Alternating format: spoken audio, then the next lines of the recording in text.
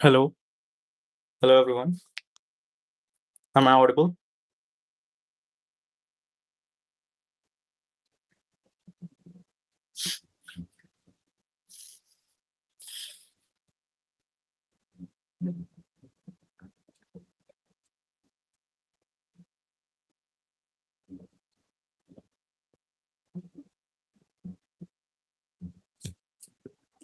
Wait a minute.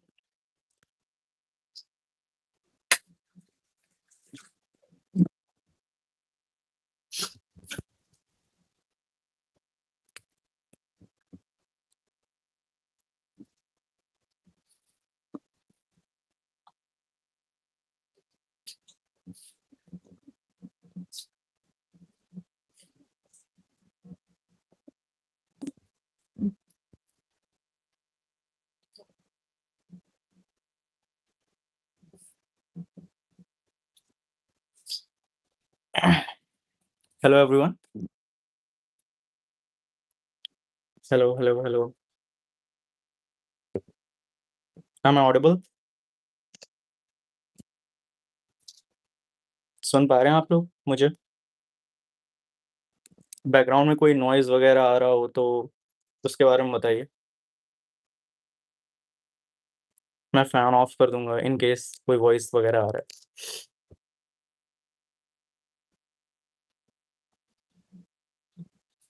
Okay. So good evening everyone. थोड़ा-सा wait कर लेते हैं, 1 डेढ़ मिनट फिर बात करते हैं।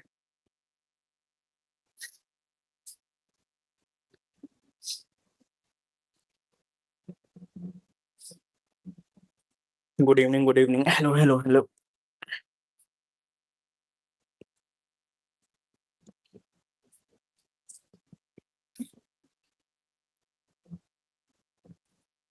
चलिए let's start the session. 30 seconds और ले लेते हैं, फिर स्टार्ट करते हैं। कैमरा-वैमरा ठीक है? एम आई ऑडिबल और एवरीथिंग? आवाज़ से रिलेटेड कोई इश्यू हो तो प्लीज़ मेंशन कर दीजिए कमेंट में।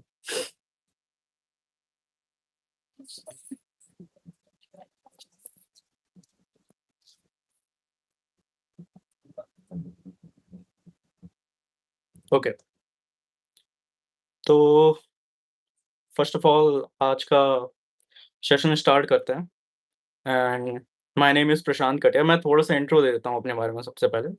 सो my name is Prashant Katiyar and this year in the civil service exam I have got the rank of 565 और ये मेरा तीसरा अटेम्प्ट था और फर्स्ट मेंस, फर्स्ट इंटरव्यू। थोड़ा-सा ब्रीफ इंट्रो अबाउट मी। मैं आईआईटी दिल्ली से मैंने ग्रेजुएशन किया है 2023 में from the department of civil engineering और मेरा ऑप्शनल ज्योग्राफी था और मैं कानपुर को बिलॉन्ग करता हूँ, उत्तर प्रदेश से हूँ। फॉर द लास्ट 5 और 6 years I have been living in Delhi. तो that's a brief intro about myself. अब ये session basically the purpose of this session.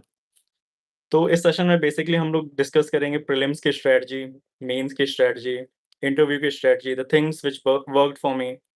चीज़ें जो अच्छा अमन रस्तोगी जी, अब भी कानपुर से हैं, गुड। तो प्रीलिम्स की स्ट्रैटेजी क्या थी, मेंस की है, इंटरव्यू की क्या स्ट्रैटेजी है, ये सब हम लोग डिस्कस करेंगे और आई have a certain set of questions जो मेरे पास ऑलरेडी हैं। मैं इनको एक-एक करके एड्रेस करूँगा और आपके अगर कोई डाउट्स वगैरह हैं तो आप कमेंट्स में टाइप करते रहिएगा। मैं बीच-बीच में भी एड्रेस कर दूँगा, मोस्टली मैं लास्ट में एड्रेस करूँ, ठीक है? डिस्कस करते हैं, यूपीएससी का डिस्कस कर लेंगे, प्लान बी वगैरह के बारे में डिस्कस कर लेंगे। दूसरे एग्ज़ाम्स जिनमें मैंने अटेम्प्ट किए हैं, आरबीआई ग्रेड बी हो गया, आईबीपीएस भी हो गया, वो भी हम लोग थोड़ा बहुत डिस्कस कर लेंगे, ब्रीफ में। तो let's start the session. I have a certain set of question जो मैंने लैपटॉप में खोल रखे हैं। तो यार ऑप्शनल की बात हम लोग करते हैं अभी। थोड़ा-सा फ्लो में आते हैं, उसके बाद ऑप्शनल की बात करते हैं। तो इंट्रो मैंने दे दिया है, अपना यूपीएससी वाला। थोड़ा-सा जर्नी के बारे में मैं बता देता हूँ कि मैंने फर्स्ट अटेम्प्ट दिया था 2023 में और फर्स्ट अटेम्प्ट ऐसे ही दे दिया था बिना प्रिपरेशन के। उसके फर्स्ट अटेम्प्ट के बाद मैंने अपनी एक्चुअली में प्रिपरेशन स्टार्ट करी थी जुलाई 2023 में और 2024 में पहला अटेम्प्ट, दूसरा attempt I didn't qualify prelims. 2025 में प्रीलिम्स क्वालीफाई हुआ, मेंस क्वालीफाई हुआ, इंटरव्यू क्वालीफाई हुआ। तो यही है। इंटरव्यू के बाद एक्चुअली मेरा इंटरव्यू उतना अच्छा हुआ नहीं था। सो आई वाज़ नॉट एक्सपेक्टिंग कि मेरा फाइनल सिलेक्शन होगा। बट स्टिल रिज़ल्ट आने के 1 वीक पहले आई वाज़ वेरी एंग्ज़ियस कि पता नहीं यार होगा कि नहीं होगा। 5-6 मार्च को रिज़ल्ट आया तो उससे पहले आई वाज़ लाइक पता नहीं। I was not eating food, I was not doing anything, I was just doom scrolling the reels throughout the day कि बस किसी तरह रिज़ल्ट आ जाए and once I got to see my name in the holy PDF I was like dude कुछ हो गया है। मेंटल हेल्थ के बारे में बात करेंगे अभी। तो पहले मैं बता देता हूँ थोड़ा-सा सिलेक्शन-विलेक्शन के बारे में बता देता हूँ। तो once I got selected my father, my mother, my niece 1.फ मतलब लगभग 1.5 साल की है। वो सब थे, आई हग्ड देम, मज़े किए, बात करा। अभी भी उसका वो थोड़ा-सा यूफ़ोरिया है, वो अभी थोड़ा कम हुआ है। तो या तो ये था रिएक्शन। सक्सेस के क्रेडिट की बात करूँ तो ऑब्वियसली मेरी दोनों बड़ी बहनें, I have 2 elder sisters, both are in Delhi police sub inspector and मेरे पेरेंट्स, मम्मी-पापा, मेरे फ्रेंड्स, कॉलेज के फ्रेंड्स आईआईटी दिल्ली से, इन लोग ने हर तरह से पढ़ाई में और वैसे नॉर्मल मेंटल हेल्थ के एस्पेक्ट्स में बात करें तो they have really helped me in all the aspects. तो हाँ यार, थोड़ा-सा पीयर ग्रुप वगैरह भी जो है ना और आपके आस-पास जो लोग हैं वो भी मैटर करता है, क्या चीज़ हो रही है। तो क्वेश्चन्स मैं एड्रेस करूँगा एंड में करूँगा, आप टाइप करते जाओ बीच-बीच में मेरे को कोई क्वेश्चन आंसर करने लायक लगेगा तो मैं कर दूँगा। और जो क्वेश्चन मैं सेशन में आगे ऑलरेडी आंसर करने वाला हूँ, तो उसको लास्ट में देखेंगे। तो मेरे पास पहला क्वेश्चन है कि प्रीलिम्स की तैयारी कैसे करें? प्रीलिम्स की क्या स्ट्रैटेजी है? तो मैं 2 प्रीलिम्स आइडियली 1 प्रीलिम्स में फेल हुआ हूँ। हुँ, आइडियली 1 प्रीलिम्स में मैं फेल हुआ हूँ। 2023 के प्रीलिम्स के पहले मैंने पढ़ाई नहीं करी थी, 2024 के पहले मैंने पढ़ाई करी थी, but I wasn't able to qualify. 2025 में पढ़ाई करी थी प्रीलिम्स में, I got 113 marks in the prelims, prelims paper 1। तो क्या स्ट्रैटेजी होनी चाहिए, क्या-क्या चीज़ें फॉलो करनी चाहिए, उसके बारे में थोड़ा-सा डिस्कस करते हैं। तो सबसे पहले ऑनलाइन, ऑफलाइन कोचिंग जॉइन करना है, खुद से पढ़ना है। तो मैं अपनी बात करूँ, देखिए सबका एक कम्फर्ट ज़ोन होता है। अगर आपको लगता है कि आप सेल्फ स्टडी नहीं कर सकते, आपको कोचिंग जॉइन करने की ज़रूरत है, तो आप कोचिंग जॉइन कर लो।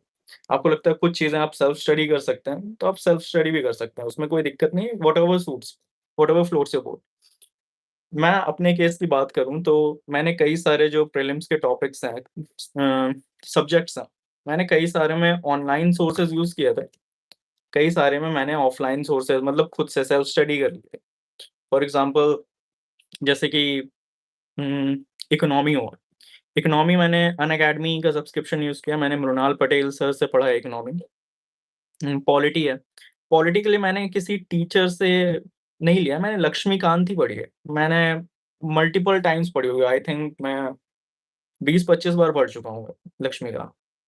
फिर अपना ज्योग्राफी है, geography was my optional too, तो वहाँ से भी तो हेल्प था ही। ज्योग्राफी के लिए मेरे ख्याल से एनसीईआरटीज़ बहुत इम्पोर्टेंट है और मैंने अनअकैडमी उसके लिए भी यूज़ किया था अपने जो कॉन्सेप्ट्स हैं उनको और थोड़ा फाइन ट्यून करने के लिए, ज्योग्राफी वगैरह। तो इस तरह से कई सारे टॉपिक्स हैं। अब स्ट्रैटेजी क्या होनी चाहिए प्रीलिम्स के लिए? देखिए मुझे ऐसा लगता है कि प्रीलिम्स के लिए स्टैटिक्स जो है ना वो सबसे इम्पोर्टेंट है। करंट अफेयर्स भी इम्पोर्टेंट है, स्टैटिक्स सबसे ज़्यादा इम्पोर्टेंट है। अगर आप बिगिनर हो, तो मेरे ख्याल से कोचिंग वगैरह, ऑनलाइन सोर्सेज़, इतने सारे सोर्सेज़ अवेलेबल हैं। आपको ऑफलाइन कोचिंग जॉइन करनी हो, ऑफलाइन कर लो। ऑनलाइन करनी हो, ऑनलाइन कर लो। हुँ। सेल्फ स्टडी करनी है, आप सेल्फ स्टडी भी कर सकते हैं। बुक लिस्ट वगैरह अवेलेबल है, मैं डिस्कस करूँगा अभी बुक लिस्ट क्या थी मेरी। तो सबसे पहले से आप बिगिनर हैं।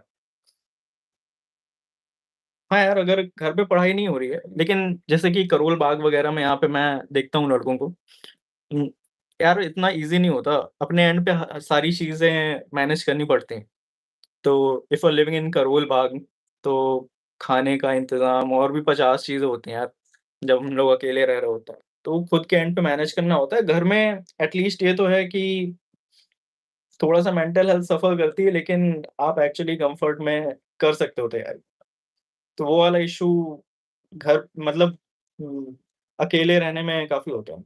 तो आप घर पे रह के भी कर सकते हो, अकेले रह के भी कर सकते हो। मैं थोड़े टाइम अकेले भी रहा हूँ, थोड़े टाइम घर पे भी रहा हूँ, तो वो तो प्रीलिम्स की स्ट्रैटेजी की बात हम लोग कर रहे थे, वो करते हैं।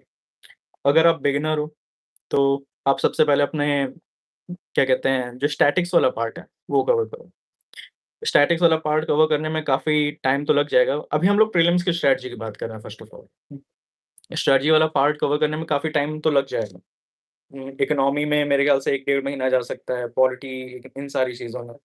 तो आप लगभग डेढ़ साल का इंक्लूडिंग ऑप्शनल, डेढ़ साल का क्या कहते हैं, आप मार्जिन लेके तो एटलीस्ट चलो ही, कि इतना टाइम तो स्टैटिक्स वगैरह करने में लगेगा। अगर कोई 2027 टारगेट कर रहा है, तो आई थिंक उसको उसने जनवरी से पढ़ाई वगैरह शुरू कर दी होगी। तो ये था प्रीलिम्स के बारे में। तो ये है, मैं I lost my chain of thoughts, क्या बोल रहा था मैं? या तो ये चीज़ें हैं, बेसिक सोर्सेज़ आप कवर करो। हुँ, जैसे कि एक-एक जो मेन-मेन टॉपिक्स हैं, पॉलिटी, इकोनॉमी, ज्योग्राफी, हिस्ट्री, ये 4 मेन कोर्सेज़ हैं। अब आपको कवर कहाँ से करना है? जैसे कि मैं पॉलिटी की बात करूँ, अपनी बात करूँ, तो पॉलिटी में मैंने लक्ष्मीकांत पढ़ी है। मैंने कहीं से कोचिंग नहीं किया, कहीं से कुछ नहीं किया। अपने एंड पे मैंने लक्ष्मीकांत पढ़ी है। पहली बार पढ़ने में 1 महीना लग गया, दूसरी बार पढ़ा 20 दिन लगा, तीसरी बार पढ़ा 15 दिन में हो गया। ऐसे-ऐसे करके मैंने कम से कम एटलीस्ट मैं I have lost the count at this point, लेकिन मल्टिपल टाइम्स रिवीज़न कर चुका हूँगा, एटलीस्ट 30-40 टाइम्स। लक्ष्मीकांत मैं शुरू से एंड तक पढ़ चुका हूँ। पॉलिटी के लिए मेरे ख्याल से उससे ज़्यादा इम्पोर्टेंट कुछ नहीं है। आप एक बार लक्ष्मीकांत सही से पढ़ लोगे, उसके अलावा कुछ मेरे ख्याल से है नहीं पॉलिटी यूपीएससी के लेवल पे। अब मेंस के लिए क्या करना है वो मैं मेंस की स्ट्रैटेजी में डिस्कस करूँगा। अभी मैं मतलब प्रीलिम्स की बात कर रहा हूँ। फिर अपना इकोनॉमी आता है, तो इकोनॉमी यार मेरे को थोड़ा-सा मतलब मेरा थोड़ा कम समझने वाला सब्जेक्ट था। तो मैंने अपने एंड पे पढ़ने का ट्राई किया था, लेकिन चीज़ें वर्कआउट नहीं करी, तो मैंने अनअकैडमी का सब्सक्रिप्शन यूज़ किया था। मैंने मृणाल पटेल सर से पढ़ी है, पूरी इकोनॉमी, ए टू ज़ेड जितना भी है, और I think that was really helpful. चीज़ें मतलब उनकी उनके इकोनॉमी पढ़ने से कॉन्सेप्ट्स क्लियर हो गए, सारे टॉपिक्स कवर हो गए। तो इकोनॉमी में तो मैं कहूँगा मृणाल सर मेरे लिए काफ़ी काम करे हैं। इकोनॉमी में मैंने कोई बुक भी नहीं पढ़ी है, नॉट इवन एनसीईआरटीज़, तो ये चीज़। Now let's talk about geography. तो ज्योग्राफी मैंने फिर से सुदर्शन गुर्जर सर का मैंने एक आध कोर्स किए थे शायद। इंडियन ज्योग्राफी का कोर्स किया था और एक ह्यूमन ज्योग्राफी का मैंने कोर्स किया था। बाकी ज्योग्राफी में मैंने एनसीईआरटीज़ काफ़ी ज़्यादा पढ़ी हैं। जितनी भी 11th और 12th की जितनी भी एनसीईआरटीज़ हैं, ह्यूमन ज्योग्राफी की, फिजिकल ज्योग्राफी की, इंडियन ज्योग्राफी की एनसीईआरटी सबसे इम्पोर्टेंट है। आई थिंक कई बार ऐसा होता है यूपीएससी इंडियन ज्योग्राफी, और इवन आप मॉक टेस्ट वगैरह में भी देखोगे कि इंडियन ज्योग्राफी से सीधा क्वेश्चन उठा के वो यूपीएससी वगैरह में पूछ लेता है। तो Indian geography is the most important. बाकी भी इम्पोर्टेंट है। मैं बता रहा हूँ ये इंडियन ज्योग्राफी मिस नहीं करनी है, एनसीईआरटी 11th और 12th क्लास। उसके बाद अपन लोग आते हैं ज्योग्राफी में, इसके अलावा मैंने कुछ किया नहीं। सुदर्शन सर का कोर्स और एनसीईआरटीज़। इवन मेरा ज्योग्राफी ऑप्शनल था, I did geography optional coaching, तो वहाँ से भी ज्योग्राफी के काफ़ी कांसेप्ट्स क्लियर हो गए थे। Now let's talk about history. History का क्या करा, हिस्ट्री कैसे करना है? तो first of all I skipped medieval history. मैंने मिडिवल हिस्ट्री पढ़ी ही नहीं है। मिडिवल हिस्ट्री का क्या return on investment for the lack of better words काफ़ी मेरे को समझ नहीं आया, इस वजह से आई स्किप्ड मिडिवल हिस्ट्री। मैंने हिस्ट्री में एंशिएंट हिस्ट्री हो गया, आर्ट एंड कल्चर हो गया और मॉडर्न हिस्ट्री हो गया। मैंने सिर्फ़ यही 3 टॉपिक्स कवर किए। मॉडर्न हिस्ट्री के लिए मैंने पढ़ा है स्पेक्ट्रम मल्टीपल टाइम्स, यहाँ कहीं रखी भी होगी शायद। I am not able to find, आप देखोगे मैंने उसका इतनी बार रिवीजन किया, बुक भी फट गई है। तो मॉडर्न हिस्ट्री का ये हो गया। एंशिएंट हिस्ट्री के लिए मैंने ऑब्वियसली फिर से एक कोर्स किया था। अनअकैडमी पे आरती छाबरी मैम का एक कोई शॉर्ट सा कोर्स था, 20-25 लेक्चर्स का, तो वो मैंने कर लिया था, प्रीलिम्स के पहले ही किया था। 2024 के प्रीलिम्स के पहले, जब मेरा सिलेक्शन नहीं हुआ था। But I think that course was really good. थोड़ा सा कॉन्सेप्ट्स क्लियर हो गए और बाकी एनसीईआरटी पढ़ ली, एंशिएंट हिस्ट्री वाली, तो एंशिएंट हिस्ट्री वहाँ से कंसोलिडेट हो गया। आर्ट एंड कल्चर का मैंने प्रॉपर एक कोर्स किया था, प्रतीक नायक सर का किया। तो मैंने जितने भी कोर्सेज़ किए हैं सब अनअकैडमी से किए हैं। मैंने कोई भी ऑफलाइन कोचिंग जॉइन नहीं करी है। तो प्रतीक नायक सर का कोर्स था, काफ़ी काफ़ी कॉम्प्रिहेंसिव कोर्स था। एंड मतलब आई थिंक आवर्स में काउंट करा जाए तो 65 टू 70 आवर्स का कोर्स था। And I think that art and culture course really helped me a lot. उसके बियॉन्ड आर्ट एंड कल्चर आपको पढ़ने की ज़रूरत ही नहीं है। एक बार अगर आपने प्रतीक नायक सर का कोर्स कर लिया, तो यार ये मतलब स्टैंडर्ड जो बुक्स और सोर्सेज़ जो मैंने फ़ॉलो किए वो मैंने आपको बताया। अब करंट अफ़ेयर्स की बात करते हैं कि करंट अफ़ेयर्स कैसे करना है, कब करना है। First of all I think December तक सब लोग यार मेंस की प्रिपरेशन करते हैं, फिर जनवरी से मेरे ख़्याल से प्रीलिम्स वगैरह में मोस्ट ऑफ द पीपल जो हैं प्रीलिम्स में लग जाते हैं। तो करंट अफ़ेयर्स मैं इसी टाइम के अराउंड कवर करता हूँ। मैं पूरे साल न्यूज़पेपर पढ़ना तो मोस्ट इम्पोर्टेंट है। न्यूज़पेपर तो रोज़ पढ़ने ही चाहिए। मतलब मेरे लिए तो वो नॉन नेगोशिएबल है। अगर आपको एग्ज़ाम क्लियर करना है, तो न्यूज़पेपर तो पढ़ना ही है। And newspaper is the most important source of current affairs. Even आप डेली न्यूज़पेपर पढ़ते हो तो कोई चीज़ न्यूज़ में है, वो न्यूज़पेपर लगभग 1 हफ्ते तक कवर करता है, 15 दिन तक कवर करता है, तो वो याद भी हो जाती है। स्टिल मैंने कुछ मैगज़ीन्स वगैरह पढ़ी हैं, तो forum IAS first of all मैंने पीटी 365 पढ़ने का ट्राई किया था, but it's so loaded with information.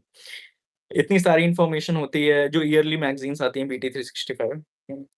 Even मैंने मंथली मैगज़ीन्स पढ़ने का ट्राई किया था, बट उसमें काफ़ी लोडेड इन्फॉर्मेशन होती है। तो मैंने मंथली मंथली मैगज़ीन्स कभी नहीं पढ़ी। मैंने ईयरली मैगज़ीन्स पढ़ी हैं पीटी 365, वो भी सिलेक्टेड टॉपिक्स की जिनमें मैं वीक हूँ। फॉर एग्ज़ाम्पल मुझे लगता है मैं इंटरनेशनल रिलेशंस में वीक, तो इंटरनेशनल रिलेशंस की मैंने पीटी 365 पढ़ी है। मुझे लगता है एनवायरनमेंट वाले टॉपिक में मैं वीक हूँ, तो मैंने एनवायरनमेंट की पीटी 365 पढ़ी है। हुँ, इसी तरह से मतलब मुझे जो टॉपिक्स में मैं अपने आप को वीक कंसीडर करता हूँ, उनकी मैंने पीटी 365 करी है। बाकी टॉपिक्स की मैंने नहीं करी। फॉर एग्ज़ाम्पल पॉलिटी है। पॉलिटी मुझे ऐसा लगता है कि अगर आपके स्टैटिक पोर्शन कवर्ड है, तो पॉलिटी का अगर कोई करंट का क्वेश्चन भी आएगा तो आप टैकल कर लोगे। इकोनॉमी के करंट अफेयर्स की बात करें तो अगेन मैं वही कहूँगा, मृणाल सर का विन 25, विन 26 हर साल सीरीज़ आती है। मैं उससे कवर कर लेता था इकोनॉमी के करंट अफेयर्स। ज्योग्राफी और बाकी हिस्ट्री-विस्ट्री ये सब जो है वो न्यूज़पेपर से ही कवर हो जाता है। तो मैं कहूँगा PT 365 of selected topics, daily newspaper reading. मैं इवन कभी जब न्यूज़पेपर में बहुत क्रूशियल इन्फो आता था, तो मैं उसके नोट्स भी बना लेता था। कई लोग नहीं करते हैं, कई लोग रिकमेंड करते हैं कि नहीं करना है, ज़बरदस्ती का लोड बढ़ा रहे हो, लेकिन मैं बना लेता था, क्योंकि मुझे वो चीज़ कंफर्टेबल लगती थी। तो यार ये करंट अफेयर्स का हो गया और 1-2 छोटे-छोटे टॉपिक्स हैं जो प्रीलिम्स में आते हैं। जैसे साइंस एंड टेक हो गया। साइंस एंड टेक जो है वो आपको करंट अफेयर्स से ही करना होगा। मैंने कई सारे जो यूट्यूब पे कोर्सेज़ पढ़े हैं साइंस एंड टेक के, मैंने वो करे हुए हैं। But I think that is not helpful at all, क्योंकि उनका मतलब रिटर्न्स भी काफ़ी अच्छे होते नहीं हैं, वो कोर्सेज़ काफ़ी बड़े-बड़े हैं। प्रीलिम्स में हो सकता है एक क्वेश्चन भी ना आए उन कोर्सेज़ से। साइंस एंड टेक की बात करता हूँ। तो साइंस एंड टेक आप मैगज़ीन्स पढ़ लो, साइंस एंड टेक की पीटी 365 जो मैंने भी पढ़ी थी पीटी 365, तो आप वो पढ़ सकते हैं। सॉरी, साइंस एंड टेक की पीटी 365 पढ़ सकते हैं और न्यूज़पेपर एक बहुत ही अच्छा सोर्स है, साइंस एंड टेक के क्वेश्चंस को कवर करने के लिए। और बाकी फिर कॉमन सेंस ही है। आप साइंस एंड टेक के क्वेश्चन अगर प्रीलिम्स में आते हैं, तो आप कॉमन सेंस से भी टैकल कर सकते हो। तो साइंस एंड टेक का ये हो गया प्रीलिम्स का। और क्या अगर मेरे ख्याल से जनवरी से लेकर मई तक जब तक प्रीलिम्स होता है, ये मंथ तो स्पेसिफिकली प्रीलिम्स को ही डेडिकेटेड होना चाहिए। मेंस वगैरह को कुछ नहीं।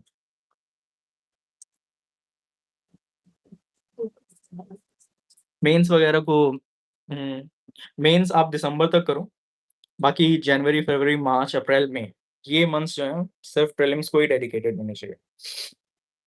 जैसे कि अभी 15 डेज़ पड़े हैं, तो अभी तो मेरे ख्याल से 2026 के मई में daily Hindu analysis videos are the preferable instead of newspaper reading. यार हिंदू एनालिसिस वीडियोज़ मैं भी देखता था। अनअकैडमी शायद अनअकैडमी बनाता है, उनके ही मैं देखता शायद था।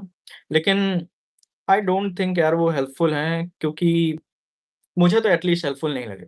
क्योंकि आप बैठ के पैसिवली एक वीडियो देख रहे हो, सामने वाला एकदम लोडेड इन्फॉर्मेशन प्रोवाइड कर रहा है। अब उसमें से कितनी रिटेन हो पाती है, कितनी नहीं हो पाती है, तो वो चीज़ है। अगर आप और ये जो डेली एनालिसिस के वीडियोज़ हैं 1-1 आवर 1-1 घंटे के होते हैं। उनमें 20% जो है वो सही कंटेंट है, 80% जो है वो तो रबिश ही है, जो आपको कराते हैं। तो मेरे ख्याल से खुद के एंड पे न्यूज़पेपर पढ़ना ज़्यादा इम्पोर्टेंट है। आप जल्दी भी पढ़ लोगे, इवन आप बहुत डिटेल में ही पढ़ रहे हो, तो 35-40 मिनट लगा दो न्यूज़पेपर पढ़ने में। मेरे ख्याल से वो मुझे एटलीस्ट ज़्यादा बेनिफिशियल लगता है instead of watching daily analysis videos on YouTube.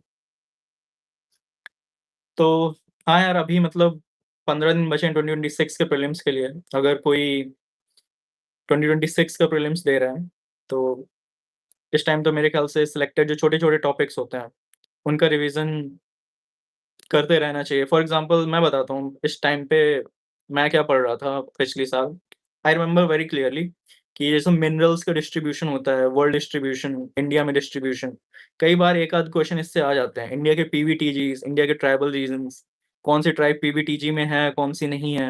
ये सब जो छोटे-छोटे सिलेक्टेड टॉपिक्स होते हैं, इनसे वर्ल्ड वर्ल्ड मैप्स वगैरह, वर्ल्ड ज्योग्राफी, मैं इसमें बहुत क्वेश्चन गलत करता था। इस वजह से मैंने लास्ट में प्रीलिम्स के लगभग 1 हफ्ता पहले मैंने वर्ल्ड ज्योग्राफी पढ़ा। एक-एक कंट्रीज़ उसकी कौन-कौन से बॉर्डर्स हैं, कंट्रीज़ इन न्यूज़ उनके कौन-कौन से बॉर्डर्स हैं। ये सारी चीज़ें मेरे ख्याल से इन 15 दिन में कंसोलिडेट कर देनी चाहिए। तो यार ये तो पेपर 1 का था। इन केस अगर आपको पेपर 1 से रिलेटेड और भी कुछ हो, तो आप कमेंट्स वगैरह में आप टाइप कर दो। अब सीसैट वगैरह में क्या करना है? Actually I don't think I am the right person to guide about CSAT, क्योंकि मैं इंजीनियरिंग बैकग्राउंड से आता हूँ। I am from IIT Delhi. तो I was good with maths and reasoning. English भले ही I think I was good in English too, but मैं ज़्यादा रिलायंट था मैथ्स और रीज़निंग में। 2023 में जब when people were saying that toughest paper आया है सीसैट का आज तक का, इवन एट दैट टाइम क्या कहते हैं, मेरे 135 आए थे सीसैट में। 2024 में मेरे 140 आए थे आई थिंक। तो मैंने कभी सीसैट की उतनी डेडिकेटेड प्रिपरेशन करी नहीं है। मैंने 1-2 मॉक्स लगा लिए एग्ज़ाम सीसैट में जाने से पहले। तो I don't think I am the right person to guide about CSAT. तो यार ठीक है, ये तो प्रीलिम्स वगैरह का हो गया।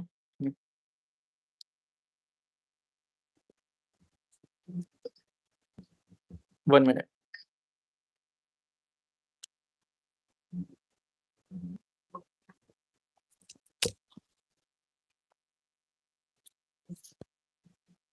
Now let's talk about mains कि मेंस में क्या करना चाहिए? हुँ, मेंस में एसए की क्या स्ट्रैटेजी है, जीएस 1, 2, 3, 4 ऑप्शनल, ये सारी चीज़ें मैं डिस्कस करता हूँ। उम, फर्स्ट ऑफ ऑल मैं बताऊँगा कि मेंस के लिए जो सबसे बेसिक चीज़ जो सबसे ज़्यादा इम्पोर्टेंट है, it is answer writing. Answer writing is non negotiable for mains. मैं ऐसा करता था कि मैं जैसे मैंने जून से प्रिपरेशन करी है, स्टार्ट करी है जून से। तो मैं जून, जुलाई, अगस्त, सितंबर इन 4 महीने में तो बेसिक बुक्स जितने भी स्टैंडर्ड सोर्सेज़ हैं, वो सब कवर कर लूँगा। फिर अक्टूबर, नवंबर, दिसंबर इन 3 महीने में डेडिकेटेड मेंस की प्रिपरेशन और dedicated daily answer writing. Wait a minute.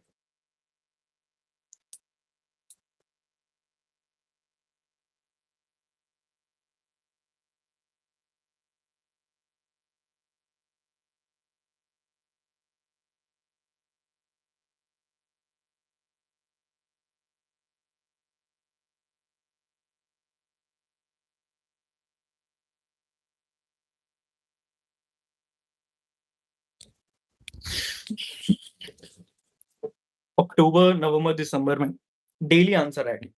आप कितने आंसर्स लिख रहे हो, ये इम्पोर्टेंट नहीं होता है, ये नहीं है, but consistency is more important. आपको डेली आंसर लिखने हैं। कोई भी टॉपिक आपने कवर किया हो, ज्योग्राफी किया तो आप सिंपली यूट्यूब पे जाके सर्च कर लो कि ज्योग्राफी के पीवाईक्यूज़ मेंस में पूछे गए पिछले 10 साल के। आप उनसे आंसर राइटिंग करो, 2 चीज़ें हो जाएँगी, पीवाईक्यूज़ भी कवर हो जाएँगे, आंसर राइटिंग भी हो जाएगी। कितने आंसर लिखने चाहिए? आपका मन कर रहा है आज 5 लिखने हैं तो आप 5 लिख लो, आपका मन कर रहा है 10 लिखने हैं तो 10 लिख लो। बट उनका उनको एनालाइज़ करना is the most important thing, कि ऐसा नहीं कि आपने आंसर लिखा और लिख के छोड़ दिया। आप एनालाइज़ करो अपने एंड पे। मैंने तो यही किया था। मैंने कोई कोचिंग डेली आंसर राइटिंग के लिए तो एटलीस्ट कोई कोचिंग जॉइन नहीं करी थी। I have joined some test series, उनसे थोड़ा-सा मेरे को पता चल गया था कि हाँ, आंसर्स कैसे लिखने हैं। सिर्फ़ मेंस वगैरह की मैंने टेस्ट सीरीज़ जॉइन करी थी। आंसर्स लिखने का तरीका पता चल गया और उनके बेसिस पे मैं डेली आंसर राइटिंग करता था अक्टूबर, नवंबर, दिसंबर। जीएस 1 के सोर्सेज़ क्या हैं? जो मैंने आपको स्टैंडर्ड सोर्सेज़ बताए हैं, मैंने जीएस 1, 2, 3, 4 इसके लिए जो मैंने प्रीलिम्स के सोर्सेज़ बताए, मैंने वही सारे सोर्सेज़ मेंस के लिए यूज़ किए हैं। बस क्वालिटी एनरिच करने के लिए, डेटा ऐड करने के लिए, थोड़ा-सा और कॉन्सेप्चुअल अंडरस्टैंडिंग के लिए मैंने सारथी आईएएस का राइट स्मार्ट कोर्स जॉइन किया था। आई थिंक वो कोर्स काफ़ी अच्छा था। जीएस 1 में I got 117 marks in mains और मुझे ऐसा लगता है कि राइट स्मार्ट कोर्स ने सारथी आईएएस वाले ने काफ़ी मतलब हेल्पफुल था। Same goes for GS 2। मैंने जीएस 2 के लिए ज़्यादा चीज़ें तो कवर नहीं करी, जैसे इंटरनेशनल रिलेशंस है, उसके लिए न्यूज़पेपर हो गया। डेली न्यूज़पेपर पढ़ोगे तो आपको अलग से कुछ इंटरनेशनल रिलेशंस के लिए करना नहीं पड़ेगा। और इंटरनेशनल ऑर्गनाइज़ेशंस पे जीएस 2 पे क्वेश्चन आते हैं। 1-2 क्वेश्चन शायद इंटरनेशनल ऑर्गनाइज़ेशन पे आता है। तो उसके लिए इकोनॉमी का हैंडआउट था मृणाल सर का, शायद 3A या फिर 3B पिलर का है। वो मैंने कॉम्प्रिहेंसिवली पढ़ लिया था, रट ही लिया था एक तरह से। तो इंटरनेशनल रिलेशंस के क्वेश्चन एड्रेस हो गए। बाकी पॉलिटी और गवर्नेंस के लिए तो लक्ष्मीकांत ही है।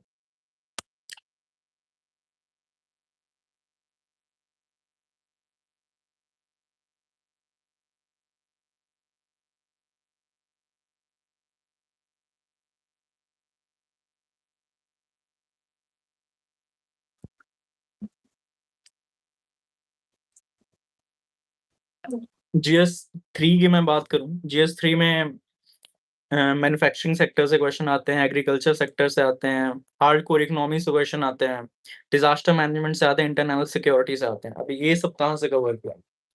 तो अगेन इकोनॉमी की जो बेसिक चीज़ें हैं, बेसिक सोर्सेज़ हैं, तो वो मृणाल सर से मैंने कवर किया है। एग्रीकल्चर प्रॉपर उनके जो एग्रीकल्चर के हैंडआउट्स हैं, मैंने वो पढ़े हैं।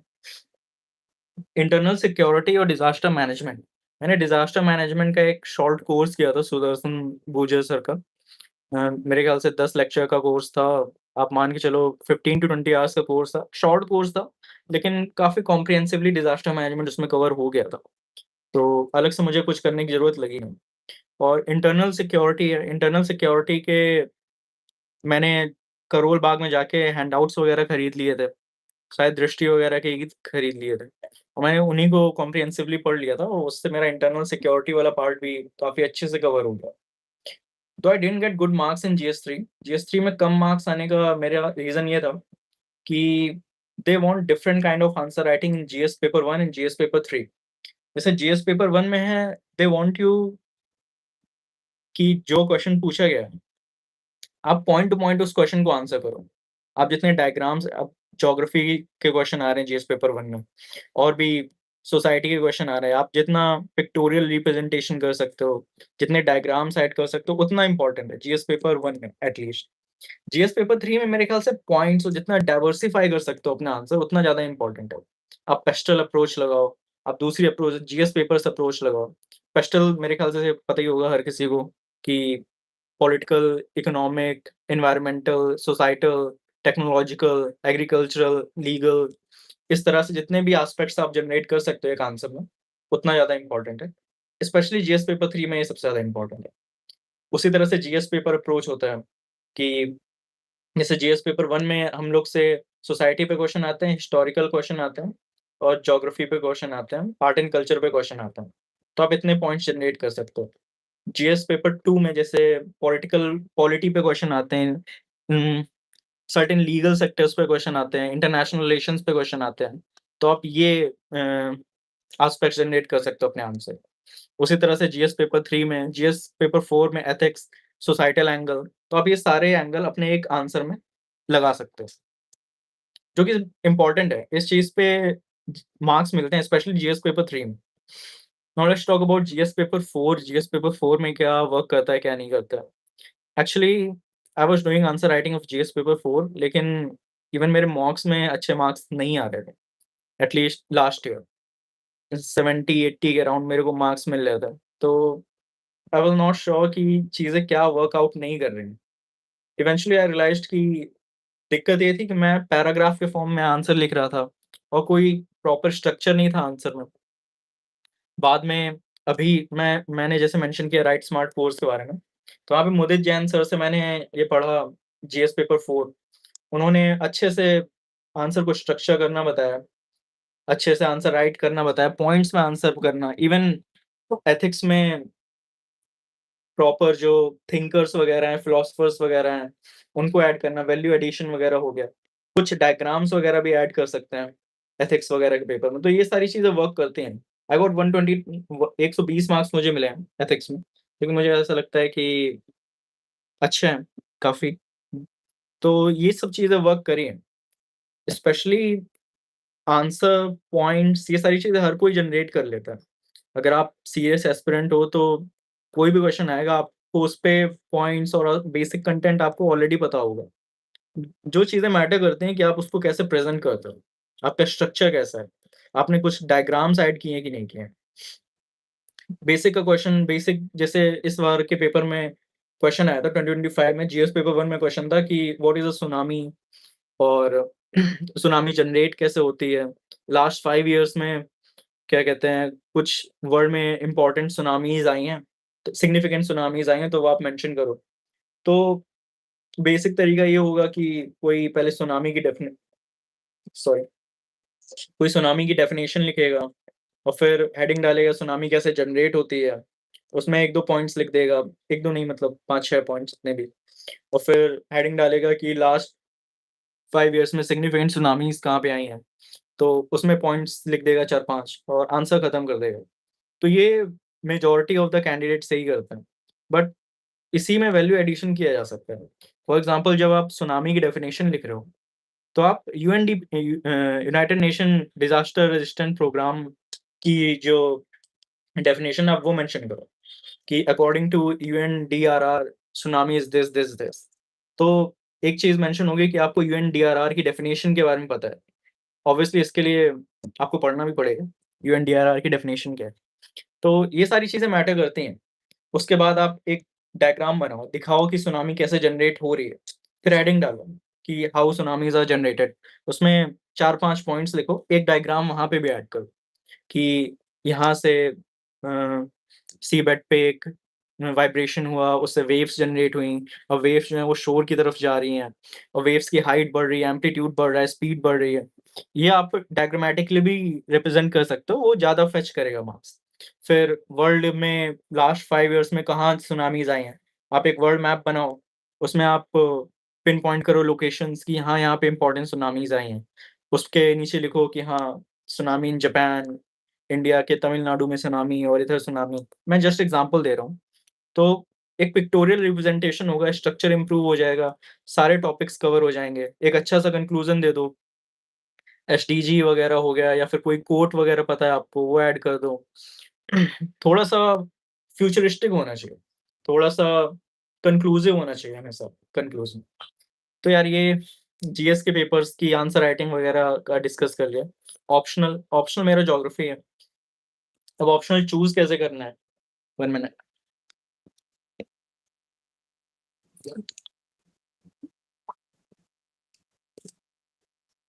I remember someone asked me a couple of days back कि सर ऑप्शनल चूज़ कैसे करूँ? तो यार ऑप्शनल चूज़ करना 2 टाइप के हैं।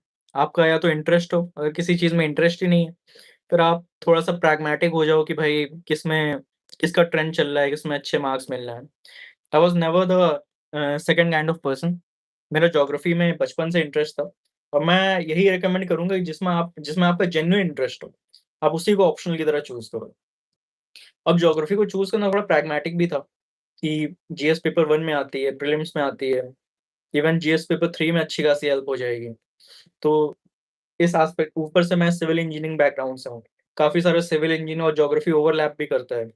तो आप जिस बैकग्राउंड से हो, जिस चीज़ में इंटरेस्ट है, थोड़ा-सा प्रैग्मैटिक कि हाँ यार, दूसरे सब्जेक्ट्स में हेल्प मिलेगा कि नहीं मिलेगा। इन सारे एस्पेक्ट्स को कंसीडर करके आप ज्योग्राफी चूज़ कर सकते हो। सॉरी, आप आपको जो ऑप्शन सही सही लगे आप वो चूज़ कर सकते हो। और ऑप्शनल में I still got very average marks क्योंकि ऑप्शनल की आंसर राइटिंग और जीएस की आंसर राइटिंग में बहुत डिफरेंस होता है। मैंने जो अपने एंड पे मिस्टेक करी थी कि मैंने ऑप्शनल की आंसर राइटिंग ज़्यादा सीरियसली करी ना तो। I got 257 marks in optional जो कि थोड़ा-सा एवरेज ही है, अबव एवरेज कह सकते हैं। तो बात ये है कि जैसे कि मैंने आपको जीएस में बताया कि जीएस में आपको पॉइंट में लिखना है, पैराग्राफ में नहीं लिखना है। डायग्रामेटिकली लिखना है, जितने एस्पेक्ट्स जनरेट करो, जितना वैल्यू एडिशन कर सको, जितना करंट अफेयर से एसोसिएट कर सको। फॉर एग्ज़ाम्पल मैं ये चीज़ रट के गया था कि अगर कोई वुमेन एम्पावरमेंट पे क्वेश्चन आता है, तो मैं इंट्रो में अहिल्याबाई होलकर, रानी अहिल्याबाई होलकर का मेंशन करूँगा, क्योंकि उनकी 300 बर्थ एनिवर्सरी अभी रिसेंटली हुई थी। तो मैं ये सारी चीज़ें रट के गया था और कि मैंने ये लिखा था कि मतलब कन्क्लूज़न होगा अगर वुमेन एम्पावरमेंट का क्वेश्चन है, तो मैं ये वाला एसडीजी मेंशन करूँगा। तो आप इस तरह से अपना प्लान आउट कर सकते हो। कुछ क्वेश्चन्स हैं जो हर साल रिपीट होते हैं। जीएस पेपर 1 में आप women empowerment, family, society in सब से क्वेश्चन हर साल देखोगे। एथिक्स वगैरह में इन सब चीज़ों पे कॉर्पोरेट वगैरह सेक्टर पे, इंटरनेशनल रिलेशन पे हर साल क्वेश्चन आते हैं। तो आप इनका एक टेम्पलेट तैयार कर लो, आप वो पेपर में यूज़ कर सकते हो। फॉर एग्ज़ाम्पल डिज़ास्टर मैनेजमेंट का जीएस पेपर 3 की बात करूँ फिर से, तो मैंने एक टेम्पलेट तैयार कर रखा था कि मैं अगर डिज़ास्टर मैनेजमेंट का कोई क्वेश्चन आता है, तो मैं उससे इसी तरह से डील करूँगा।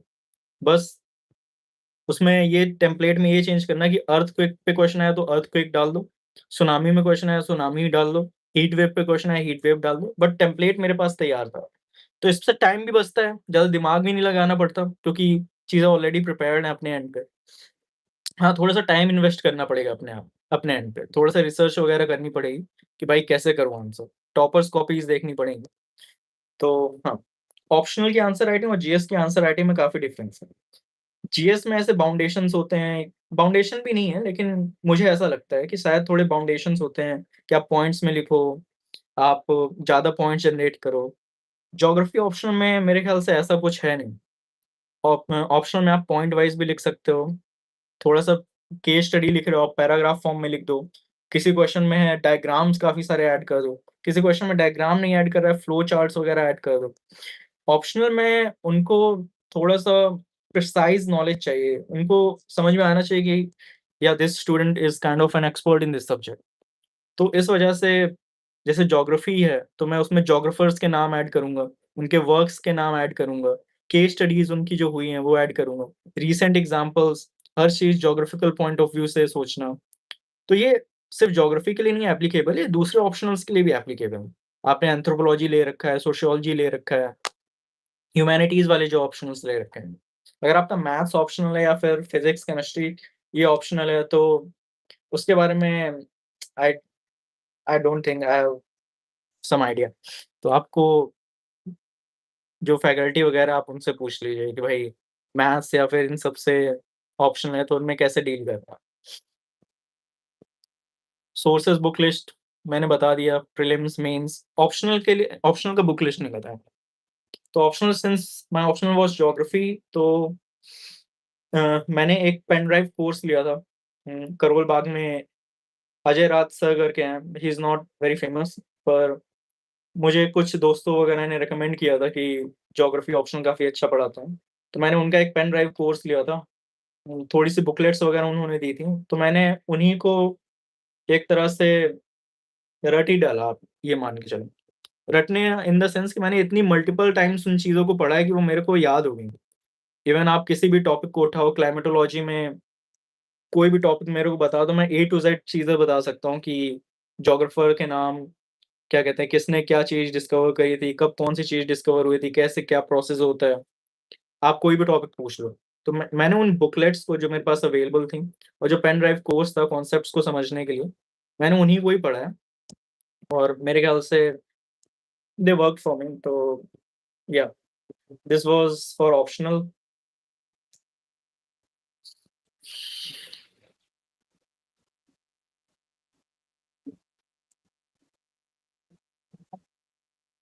यार आप लोग कुछ लिख ही नहीं रहे हो कि मुझे ही नहीं दिख रहा है?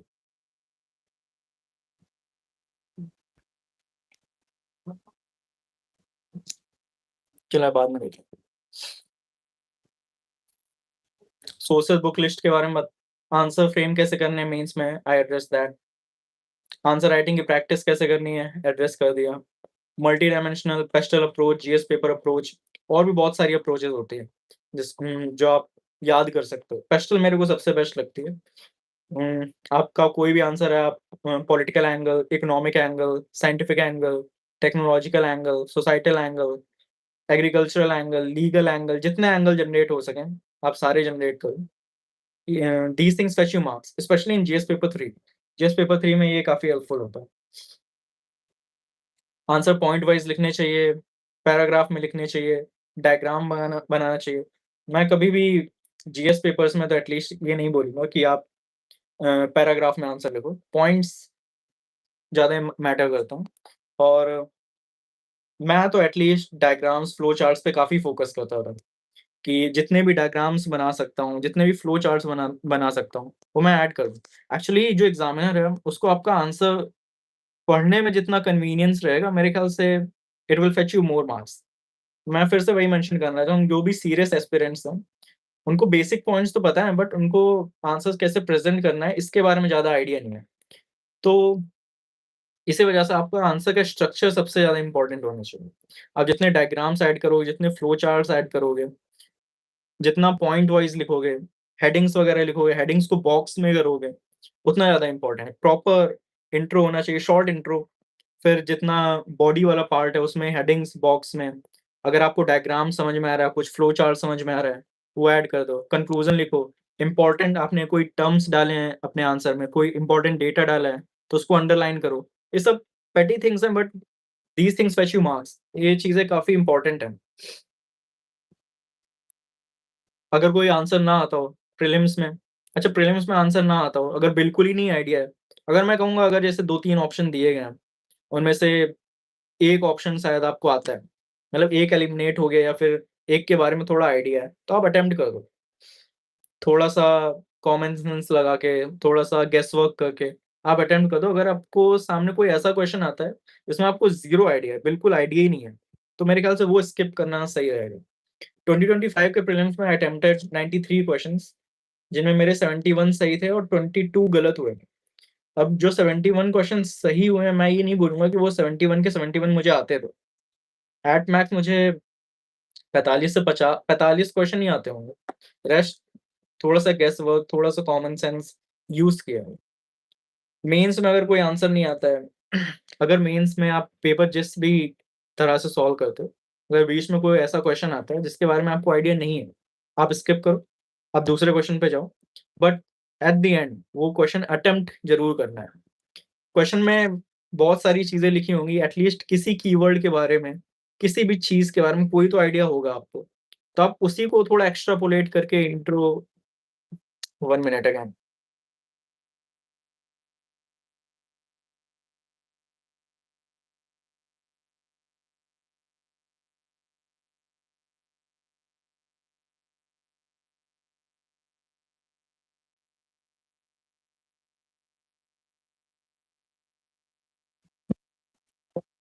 उसी चीज़ को, उसी कीवर्ड को, उसी पॉइंट को, कोई भी चीज़ समझ में आ रही है क्वेश्चन में, उसी को एक्स्ट्रापोलेट करके आप आंसर लिख दो।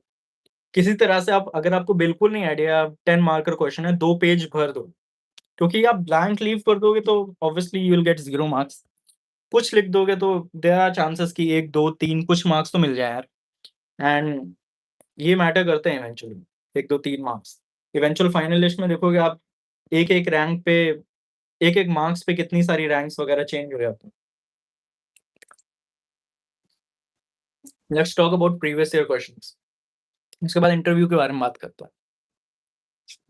तो प्रीवियस ईयर क्वेश्चंस इंपॉर्टेंट हैं प्रीलिम्स के लिए, मेंस के लिए क्या?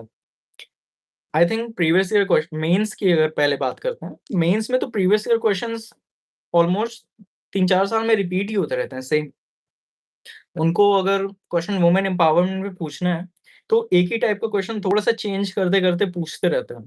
अगर उनको क्वेश्चन डिज़ास्टर मैनेजमेंट पे पूछना है, तो हर साल सेम टाइप का ही क्वेश्चन पूछेंगे बट अलग-अलग डिज़ास्टर्स पे। आप एग्रीकल्चर पे क्वेश्चंस देखो, आप एम आई ऑडिबल? एक बार कोई कमेंट में मेंशन करेगा?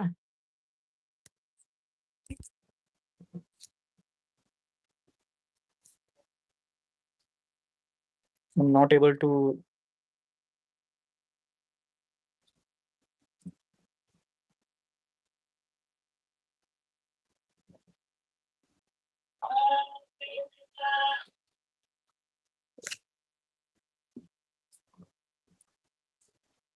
M I Audible?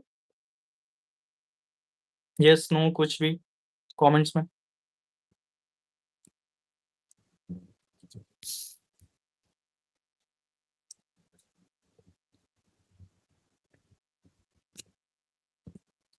Okay, I am assuming कि ऑडिबल ही होंगे शायद।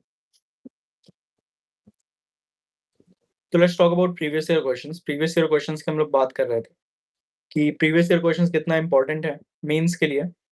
मैं बता रहा हूँ मेंस में सेम सेट ऑफ क्वेश्चंस हर साल कुछ ना कुछ थोड़ा-सा वेरिएशन से रिपीट होते रहते हैं। जीएस पेपर 4 में देखो, जीएस पेपर 3 में देखो, आप जीएस पेपर 1 में देखो। तो PYQs are must for mains. Mains के लिए तो करना ही है, नॉन नेगोशिएबल है। प्रीलिम्स की बात करें तो आप देखोगे सर्टेन टॉपिक्स में प्रीलिम्स में भी क्वेश्चंस रिपीट होते रहते हैं। आप कोई टॉपिक कंप्लीट करो, इकोनॉमी का कोई टॉपिक कंप्लीट किया, ज्योग्राफी का कोई टॉपिक कंप्लीट किया, आप उस टॉपिक के तुरंत पीवाईक्यूज़ कर लो। तो एक तो आइडिया लग जाएगा कि किस टाइप के क्वेश्चन पूछे जाते हैं पीवाईक्यूज़ में। अगर वो चीज़ें आपने कवर नहीं करी हैं, तो आप वो चीज़ें कवर कर सकते हो। ऊपर से UPSC has this habit of repeating the questions in prelims too. Like आप दूसरे एग्ज़ाम से कंपेयर करो यूपीएससी के, सीएपीएफ और भी दूसरे सीडीएस वगैरह। इनमें हिस्ट्री-विस्ट्री के जो क्वेश्चन्स आए हैं, वो इवन सीएसई में भी रिपीट हुए हैं। इवन सीएसई में जो कुछ साल पहले क्वेश्चन्स पूछे गए थे, वो दोबारा रिपीट कर देते हैं। तो पीवाईक्यूज़ आर वेरी इंपोर्टेंट। आप देखोगे अगर 2025 का पेपर, तो उसमें पीवाईक्यूज़ से ही 7-8 क्वेश्चन्स आप डायरेक्टली बना सकते हो। तो पीवाईक्यूज़ करना प्रीलिम्स के लिए, मेंस के लिए, दोनों के लिए बहुत इंपॉर्टेंट है। एंड या आप कोई भी टॉपिक कवर करो, तुरंत उसका पीवाईक्यू सॉल्व करो। पीवाईक्यूज़ में एक-एक जो कीवर्ड्स मेंशन्ड है, जो ऑप्शंस मेंशन्ड है, उनको भी एनालाइज़ करो। अगर कोई ऑप्शन में एक ऐसा कोई वर्ड मेंशन है जो आपने नहीं पढ़ा या फिर उसके बारे में नहीं जानते हो, तो उसको भी प्रॉपर रिसर्च करो, उसके बारे में भी सारी चीज़ें पता करके रखो। क्योंकि यूपीएससी हैज़ दिस हैबिट कि मतलब वो उस ऑप्शन के रिगार्डिंग अगले एग्ज़ाम में पूछ ले। सो या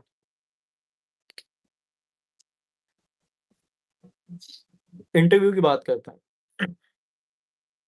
यार इंटरव्यू में मेरा तो मतलब थर्ड अटेम्प्ट में फर्स्ट ही इंटरव्यू था और उसके पहले भी मेरे को इंटरव्यू एक्सपीरियंस हो चुके हैं। आरबीआई ग्रेड बी में हुआ था, आईबीपीएस पीओ में हुआ था।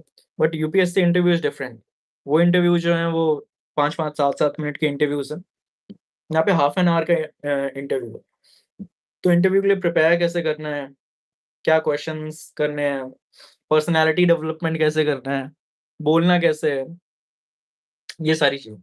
फर्स्ट ऑफ ऑल प्रीलिम्स अगर आपने मेंस क्वालीफाई कर लिया तो you have the necessary knowledge to tackle the questions in the interview. Interview में वो आपसे कोई ऐसा क्वेश्चन पूछ ही नहीं सकते हैं, जिसके बारे में आपको आइडिया ना हो। Conceptual question I am talking about. I am not talking about some fact based questions. उसमें तो हो सकता है कि ना आता हो। तो आपने मेंस क्वालीफाई किया है, तो आपको इंटरव्यू में जितने भी कॉन्सेप्चुअल क्वेश्चंस जो हैं, वो आपको आते हैं। तो और चीज़ क्या प्रिपेयर करनी चाहिए? अपना डैफ प्रिपेयर करना चाहिए। डैफ में जितने भी कीवर्ड्स आपने मेंशन करे, कीवर्ड्स इन द सेंस कि आप जिस जगह से हो, जैसे मैं कानपुर से हूँ, तो कानपुर की पूरी हिस्ट्री, इकोनॉमी, पॉलिटी ये सारी चीज़ें मेरे को पता होनी चाहिए। मैं उत्तर प्रदेश से हूँ, तो उत्तर प्रदेश का सेम चीज़, सारी हिस्ट्री, पॉलिटी, ज्योग्राफी मेरे को पता होनी चाहिए।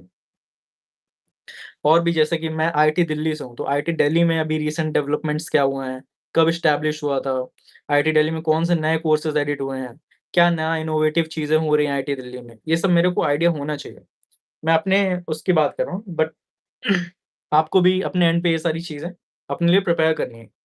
फिर आपका कॉलेज में आपने जिस सब्जेक्ट में ग्रेजुएशन किया है, मैंने सिविल इंजीनियरिंग में किया है, तो सिविल इंजीनियरिंग के बारे में मुझे प्रिपेयर करना पड़ेगा ताकि इंटरव्यू में वो मेरे से क्वेश्चन पूछे। And if you are from engineering background, आपसे डेफिनिटली वो क्वेश्चन पूछने वाले हैं इंजीनियरिंग से। ऐसा हो ही नहीं सकता कि आपसे इंजीनियरिंग बैकग्राउंड से क्वेश्चन ना पूछें। मेरे इंटरव्यू में मुझे लगता है कि a significant portion of the interview was about civil engineering only. उन्होंने मेरे से कई सारे क्वेश्चन पूछे और जो जेनेरिक क्वेश्चन्स भी थे उन्होंने उनमें भी मेरे से सिविल इंजीनियरिंग पर्सपेक्टिव माँगा था। सो या उम, अपना इंजीनियरिंग सॉरी अपना जो ग्रेजुएशन वाला सब्जेक्ट है, वो भी अच्छे से प्रिपेयर करना चाहिए।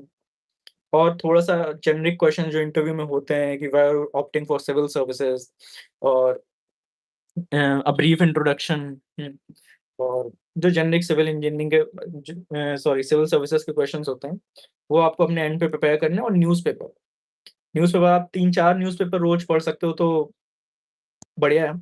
आप 3-4 न्यूज़पेपर पढ़ो, जो इम्पोर्टेंट चीज़ें हो रही हैं, वर्ल्ड इंटरनेशनल रिलेशंस में जो चीज़ें हो रही हैं, इंडिया में जो चीज़ें हो रही हैं, जो रीसेंट डेवलपमेंट्स हुआ है, कोई रीसेंट एक्सीडेंट, रीसेंट ट्रेजेडी हुई है, ये सारी चीज़ें आपको पता होनी चाहिए।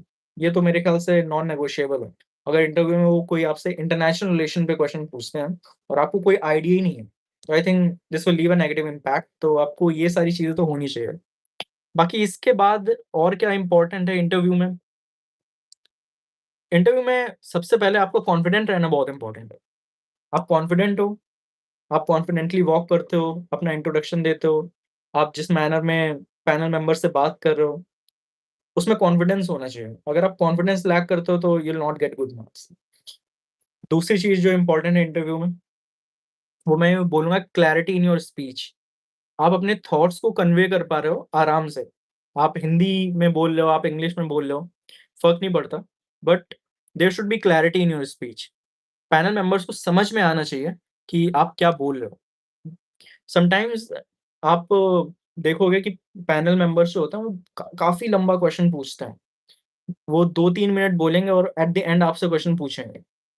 तो अगर आप कॉन्फिडेंट नहीं हो, थोड़ा-सा नर्वस हो, तो वो चेन ऑफ थॉट्स भी चला जाता है दिमाग से कि क्या क्वेश्चन पूछा गया है। अ, ये सब चीज़ें हो जाती हैं। इवन मैं जब इंटरव्यू के लिए गया था, तो मेरे से दूसरा-तीसरा क्वेश्चन इतना लंबा पूछा था कि मेरे से थोड़ा-सा चेन ऑफ थॉट्स मिस हो गया था कि मैं एक्चुअली में मेरे से बोलना क्या चाह रहा है। But still I tried to answer और वो चीज़ें वर्कआउट कर गईं। तो आई थिंक वही थोड़ा-सा ऑब्वियसली नर्वस तो हर कोई होगा, बट थोड़ा-सा कॉन्फिडेंट, थोड़ा-सा स्लाइटली नर्वस चल जाता है और क्लैरिटी इन योर स्पीच, ये सारी चीज़ें इंटरव्यू के लिए काफ़ी इम्पोर्टेंट है। प्रेजेंस ऑफ माइंड जैसे मेरे से इंटरव्यू में पूछा था कि पहला क्वेश्चन ये था कि frame a question for yourself. Uh, मैंने कहा sir any question? They were like या any question. So I framed the question, they were not very impressed with the question. तो उन्होंने बोला कि frame something analytical, something which is not from a DAF. So I framed that question. Then they said कि now answer this question. So I answered that question and there was something like कि समझ लो आप वंदे भारत से travel कर रहे हो. There is Sachin Tendulkar, Yogi Adityanath ji and Aamir Khan ji in your coach. तो आप किसके बगल में बैठना चाहोगे? तो I was like mister Sachin Tendulkar. उन्होंने कहा frame 3 questions for mister Sachin Tendulkar. तो ये सारे क्वेश्चन्स जो हैं इनके लिए आप प्रिपेयर नहीं कर सकते। आप रिलैक्स्ड हो, कॉन्फिडेंट हो, थोड़ा-सा प्रेजेंस ऑफ माइंड यूज़ करोगे, तो आप इन क्वेश्चन्स को आंसर कर दोगे। इन क्वेश्चन्स के लिए तो कोई प्रिपरेशन नहीं है। मॉक्स अब इंटरव्यू को टैकल कैसे करना है मेरे ख्याल से आप 2-3, 4-5 जितने भी टाइम आपके पास अवेलेबल है, आप उस हिसाब से मॉक इंटरव्यूज़ दो और मॉक इंटरव्यूज़ में वो आपको खुद ही गाइड कर देंगे। वो आप में आपकी पर्सनैलिटीज़ में जो फ्लॉज़ हैं वो मेंशन करेंगे और बता देंगे कि भाई कैसे इन सारी चीज़ों को टैकल करना है।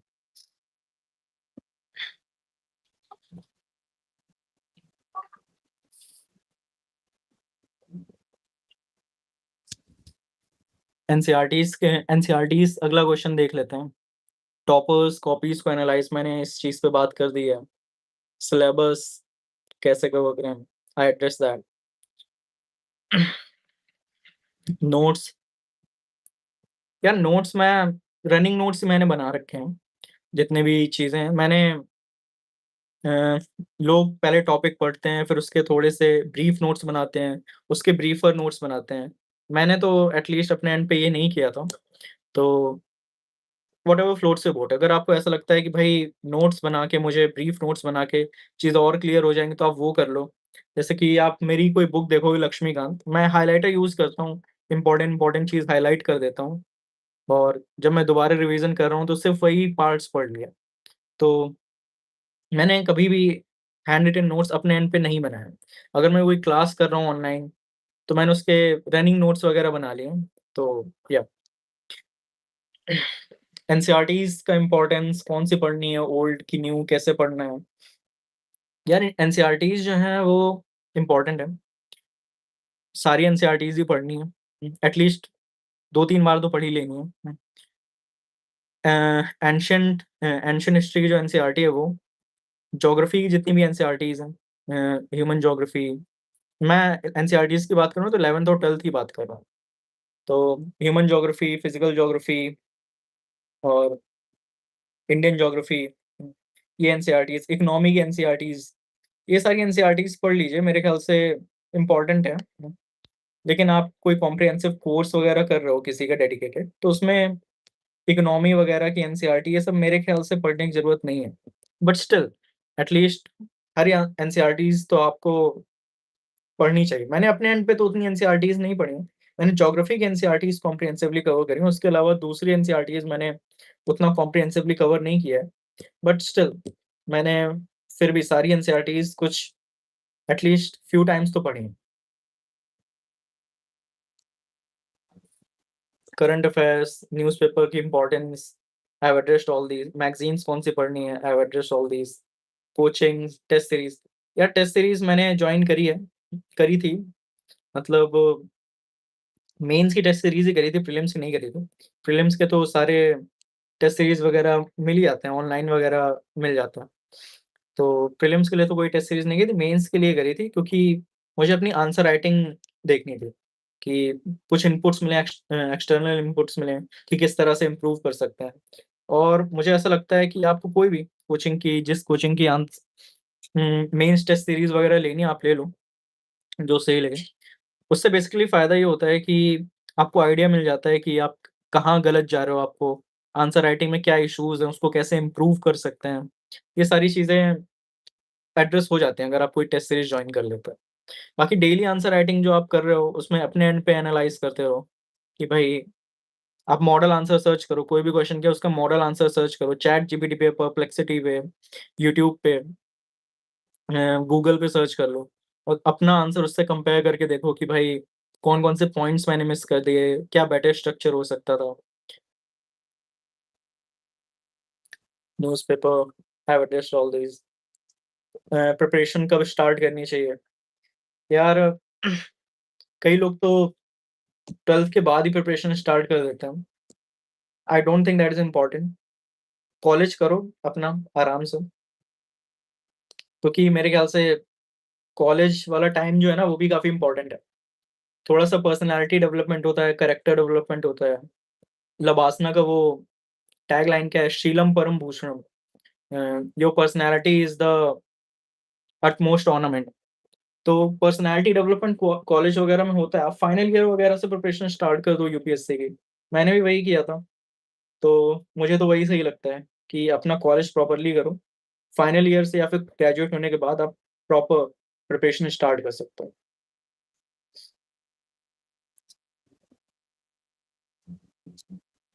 डेली कितने घंटे पढ़ाई करनी चाहिए और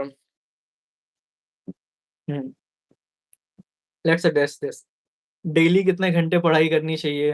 कितने घंटे पढ़ाई करेंगे तो होगा? ऑफ डेज़ ज़्यादा हो जाते हैं बीच में और पढ़ाई में मन नहीं लग रहा है, इन सारी चीज़ों को। तो यार डेली मैं ऐसा कोई टारगेट फिक्स नहीं था कि डेली मेरे को इतने घंटे पढ़ाई करनी है। बट मेरे को मैंने जितने घंटे पढ़ाई करी है, मुझे वो कवर करना काफ़ी सही लगता था। मैं ऐप यूज़ करता था जब भी पढ़ने बैठता था, तो मैं डेली 8-9 घंटे तो पढ़ाई करता था। ऑब्वियसली जब प्रीलिम्स क्लोज़ आ रहा हो, मेंस क्लोज़ आ रहा हो, प्रीलिम्स के बाद का जो टाइम है, उसमें बढ़ाना पड़ता है, लगभग 10-11 घंटे हो जाता है। बट स्टिल घंटे इम्पोर्टेंट नहीं जितना कंसिस्टेंसी इम्पोर्टेंट है। कई लोग हैं जो 12 घंटे 1 दिन पढ़ते हैं, 2 दिन पढ़ लेते हैं, फिर अगले दिन 1 घंटा, 2 घंटा। तो ऐसा नहीं, आप आराम से 7-8 घंटे जितना सही लगे, 6 घंटे, जितना सही लगे उतना पढ़ो, लेकिन कंसिस्टेंटली पढ़ो। I think consistence is more important है। Consistency is more important. मैंने टाइम टेबल की जैसे बात है, मैंने ऐसा कोई रिजिड टाइम टेबल भी नहीं बनाया था। क्योंकि मैं घर पे रह के तैयारी कर रहा था, तो आई वाज़ लाइक कि भाई 9 बजे उठना है। मैं सोता 3-4 बजे था, कि 9 बजे उठना है और मुझे ये चीज़ें कवर करनी है, इस टाइम पे ब्रेक लेना है, फिर ये क चीज़ें कवर करनी है, 3 घंटे जेएस पढ़ना है, 3 घंटे ऑप्शनल पढ़ना है, मैपिंग करनी है शाम को 2 घंटे। इस तरह से। अगर किसी दिन मेरा मन नहीं है जल्दी उठने का, तो मैं 10 बजे उठ जाऊँगा, लेकिन उस दिन ज़्यादा पढ़ाई कर लूँगा। किसी दिन पढ़ने का मन नहीं है, still I will somehow manage कि मैं 3-4 घंटे पढ़ लूँ। तो आई थिंक कंसिस्टेंसी ज़्यादा इम्पोर्टेंट है। आप 7 घंटे, 8 घंटे पढ़ रहे हो, तो पढ़ते रहो, लेकिन डेली पढ़ो। पढ़ाई में मन नहीं लग रहा, कोई बात नहीं, थोड़ा-सा ब्रेक ले लिया, ब्रेक हर किसी को चाहिए। थोड़ा-सा ब्रेक ले लिया, 2 दिन का, 3 दिन का, कहीं बाहर 2-3 दिन के लिए घूमने चले गए, उससे फ़र्क नहीं पड़ेगा। अगर आप का मन नहीं कर रहा है, आप ज़बरदस्ती बैठोगे, तो प्रोडक्टिविटी डिक्रीज़ हो जाती है। अगर आप 12 घंटे बैठ रहे हो पढ़ने और मन नहीं कर रहा है, तो 3-4 घंटे की पढ़ाई आप 12 घंटे में कर रहे हो। इससे अच्छा आप प्रॉपर ब्रेक ले लो, थोड़े दिन पढ़ाई ना करो, उसके बाद उसके बाद आके फिर से अपना पढ़ाई वगैरह शुरू कर सकता हूँ। डिस्ट्रैक्शन डिस्ट्रैक्शन क्या-क्या चीज़ें हैं? तो यार इंस्टा हो गया और ये सारी चीज़ें हो गई। मैंने अपना इंस्टा डिलीट नहीं किया था। आई वाज़ मेरा माइंड को रिफ्रेश करने का सोर्स ही इंस्टाग्राम था। मैं 2 घंटे बैठ रहा हूँ और फिर मैं आधा घंटा रील्स देखूँगा, फिर मैं 3 घंटे बैठ रहा हूँ तो आधा घंटा रील्स देखूँगा। तो यार थोड़ा-सा माइंड रिफ्रेश करने को भी चाहिए। तो मैंने सोशल मीडिया वगैरह को डिलीट नहीं किया था, मैं साथ ही साथ यूज़ कर रहा था। But whatever floats your boat. मेरे फ्रेंड्स वगैरह जो हैं उन्होंने अपना सोशल मीडिया, जो अभी यूपीएससी की प्रिपरेशन कर रहे हैं, उन्होंने सोशल मीडिया अनइंस्टॉल कर दिया because they find it too distracting.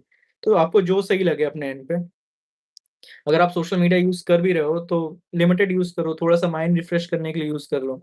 ऐसा नहीं कि 2 घंटे रील्स ही स्क्रॉल कर रहे हो, तो फिर टाइम वेस्ट है। हुँ, अब प्लान बी की बात, मैपिंग कैसे करते हैं? मैपिंग कैसे करना है और प्लान बी। पहले एड्रेस करते हैं कि मैपिंग कैसे करना है। यार इसके लिए मैंने तो first of all world geography का मैंने एक कोर्स कर रखा था, जो मेरे ऑप्शनल में भी कवर्ड था, ज्योग्राफी ऑप्शनल, और जो मैंने अनअकैडमी से भी एक कोर्स किया था। तो उससे मेरा वर्ल्ड ज्योग्राफी वगैरह कवर हो गया था। मैपिंग के इम्पोर्टेंट वर्ल्ड ज्योग्राफी के कॉन्टेक्स्ट में इम्पोर्टेंट चीज़ें कवर हो गई थी। बाकी आप को मैपिंग कवर करना है तो आप जैसे न्यूज़पेपर रोज़ पढ़ते हो, इम्पोर्टेंट प्लेसेस आती हैं, आप उनको मेंशन कर लो, छोटे से शॉर्ट नोट्स बना लो, जो मैं करता था। थोड़े से कोई इम्पोर्टेंट प्लेसेस वगैरह आ गई तो मैंने मेंशन कर लिया अपने नोट्स वगैरह में। आप मंथली मैगज़ीन्स पढ़ोगे तो मंथली मैगज़ीन्स के एंड में एक पेज होता है जिसमें वो इम्पोर्टेंट प्लेसेस न्यूज़ वगैरह करके बताते हैं। आप वो प्लेसेस एंड न्यूज़ वगैरह पढ़ लो। आप 12 महीने हैं तो 12 पेजेज़ ऐसे ही पढ़ने हैं। तो वो अपने एंड पे मैपिंग ईज़िली हो जाएगा। उसमें इतना मुझे नहीं लगता इतना इश्यू होगा, अगर आप मंथली मैगज़ीन्स के एंड वाले पेजेज़ वगैरह देखते हो। बाकी न्यूज़पेपर वगैरह में मैं बता रहा हूँ इम्पोर्टेंट प्लेसेस वगैरह आ रही हैं, वो कवर कर लो। मैपिंग से रिलेटेड मुझे इतना इश्यू लगा नहीं कभी। नाउ एट लास्ट एडजस्ट करते हैं कि प्लान बी रखना चाहिए कि नहीं। तो यूपीएससी इज़ वेरी अनप्रेडिक्टेबल। अगर आप देखो तो कई लोग कहते हैं कि यार इतने सालों से तैयारी कर रहे हैं, सिलेक्शन नहीं हो रहा, क्योंकि स्टूडियस प्रॉपर अच्छा पढ़ाई करने वाले स्टूडेंट्स हैं। थोड़ा-सा अनप्रेडिक्टेबल है यूपीएससी, थोड़ा-सा लक फैक्टर भी चाहिए चीज़ों में। तो if you are preparing for UPSC, there are chances कि you are not going to go above the line. Obviously आप सेलेक्ट भी हो सकते हो, but 99.9% students are getting rejected every year. तो ऐसा नहीं है कि आपका 100% हो ही जाएगा। तो एक प्लान बी होना काफ़ी ज़्यादा इम्पोर्टेंट है। अब कई लोग कहते हैं कि स्टेट पीएससी होना चाहिए प्लान बी।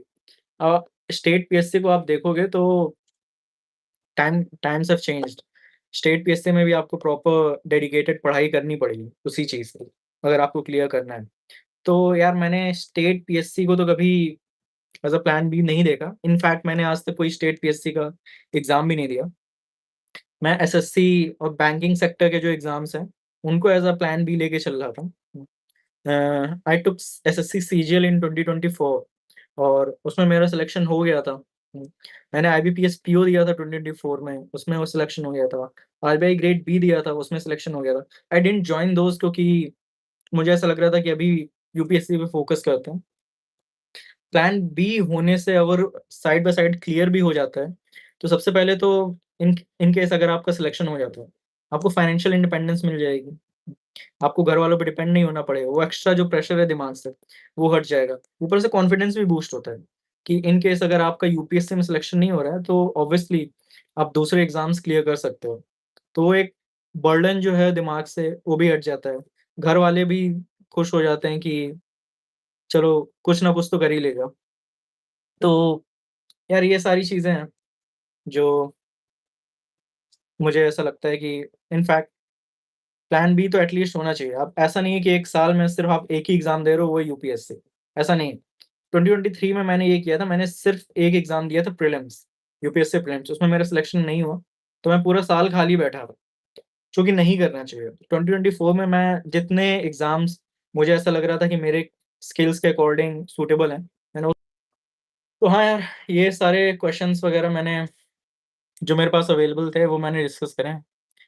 इन केस आपके पास अब कोई डाउट वग़ैरह हो, तो आप मेंशन करो कमेंट्स वग़ैरह में।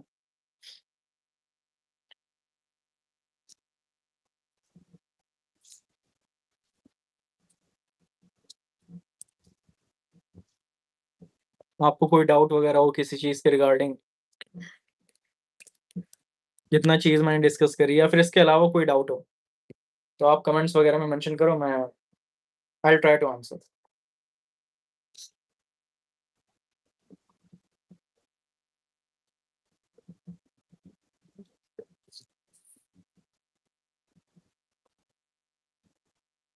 सर स्टार्टिंग में क्या पढ़ने से शुरू करें? यार मैंने जुलाई में जो 2023 जुलाई में मैंने प्रिपरेशन स्टार्ट करी थी। तो जो बेसिक मोस्ट इम्पोर्टेंट सब्जेक्ट्स हैं जैसे कि ज्योग्राफी, हिस्ट्री, मैंने तो इकोनॉमी से शुरू किया था। मैंने मृणाल सर की क्लासेस वग़ैरह जॉइन करी थी ऑनलाइन। तो मुझे लगता है आप कोई भी जो इम्पोर्टेंट टॉपिक है, ज्योग्राफी, पॉलिटी, क्योंकि ये हेवी वेट्स हैं, इनको कवर करने में काफ़ी टाइम लगता है। और आपके इंटरेस्ट के हिसाब से आपको ज्योग्राफी से शुरू करना है, आप ज्योग्राफी से शुरू करो। आपको इकोनॉमी से शुरू करना है, आप इकोनॉमी से शुरू करो। बस शुरू करो, चीज़ें अपने आप फ्लो में आ जाती हैं। एसे के लिए एसे, हाँ, सॉरी, एसे नहीं डिस्कस किया है। तो यार मैंने जो कोर्स मेंशन किया था मतलब पहले, राइट स्मार्ट कोर्स सारथी आईएएस का, तो उसमें एसे भी कवर्ड था। तो उसमें 2-3 क्लासेस थे एसे के, कैसे एसे लिखना है, क्या-क्या अप्रोचेस लगानी है।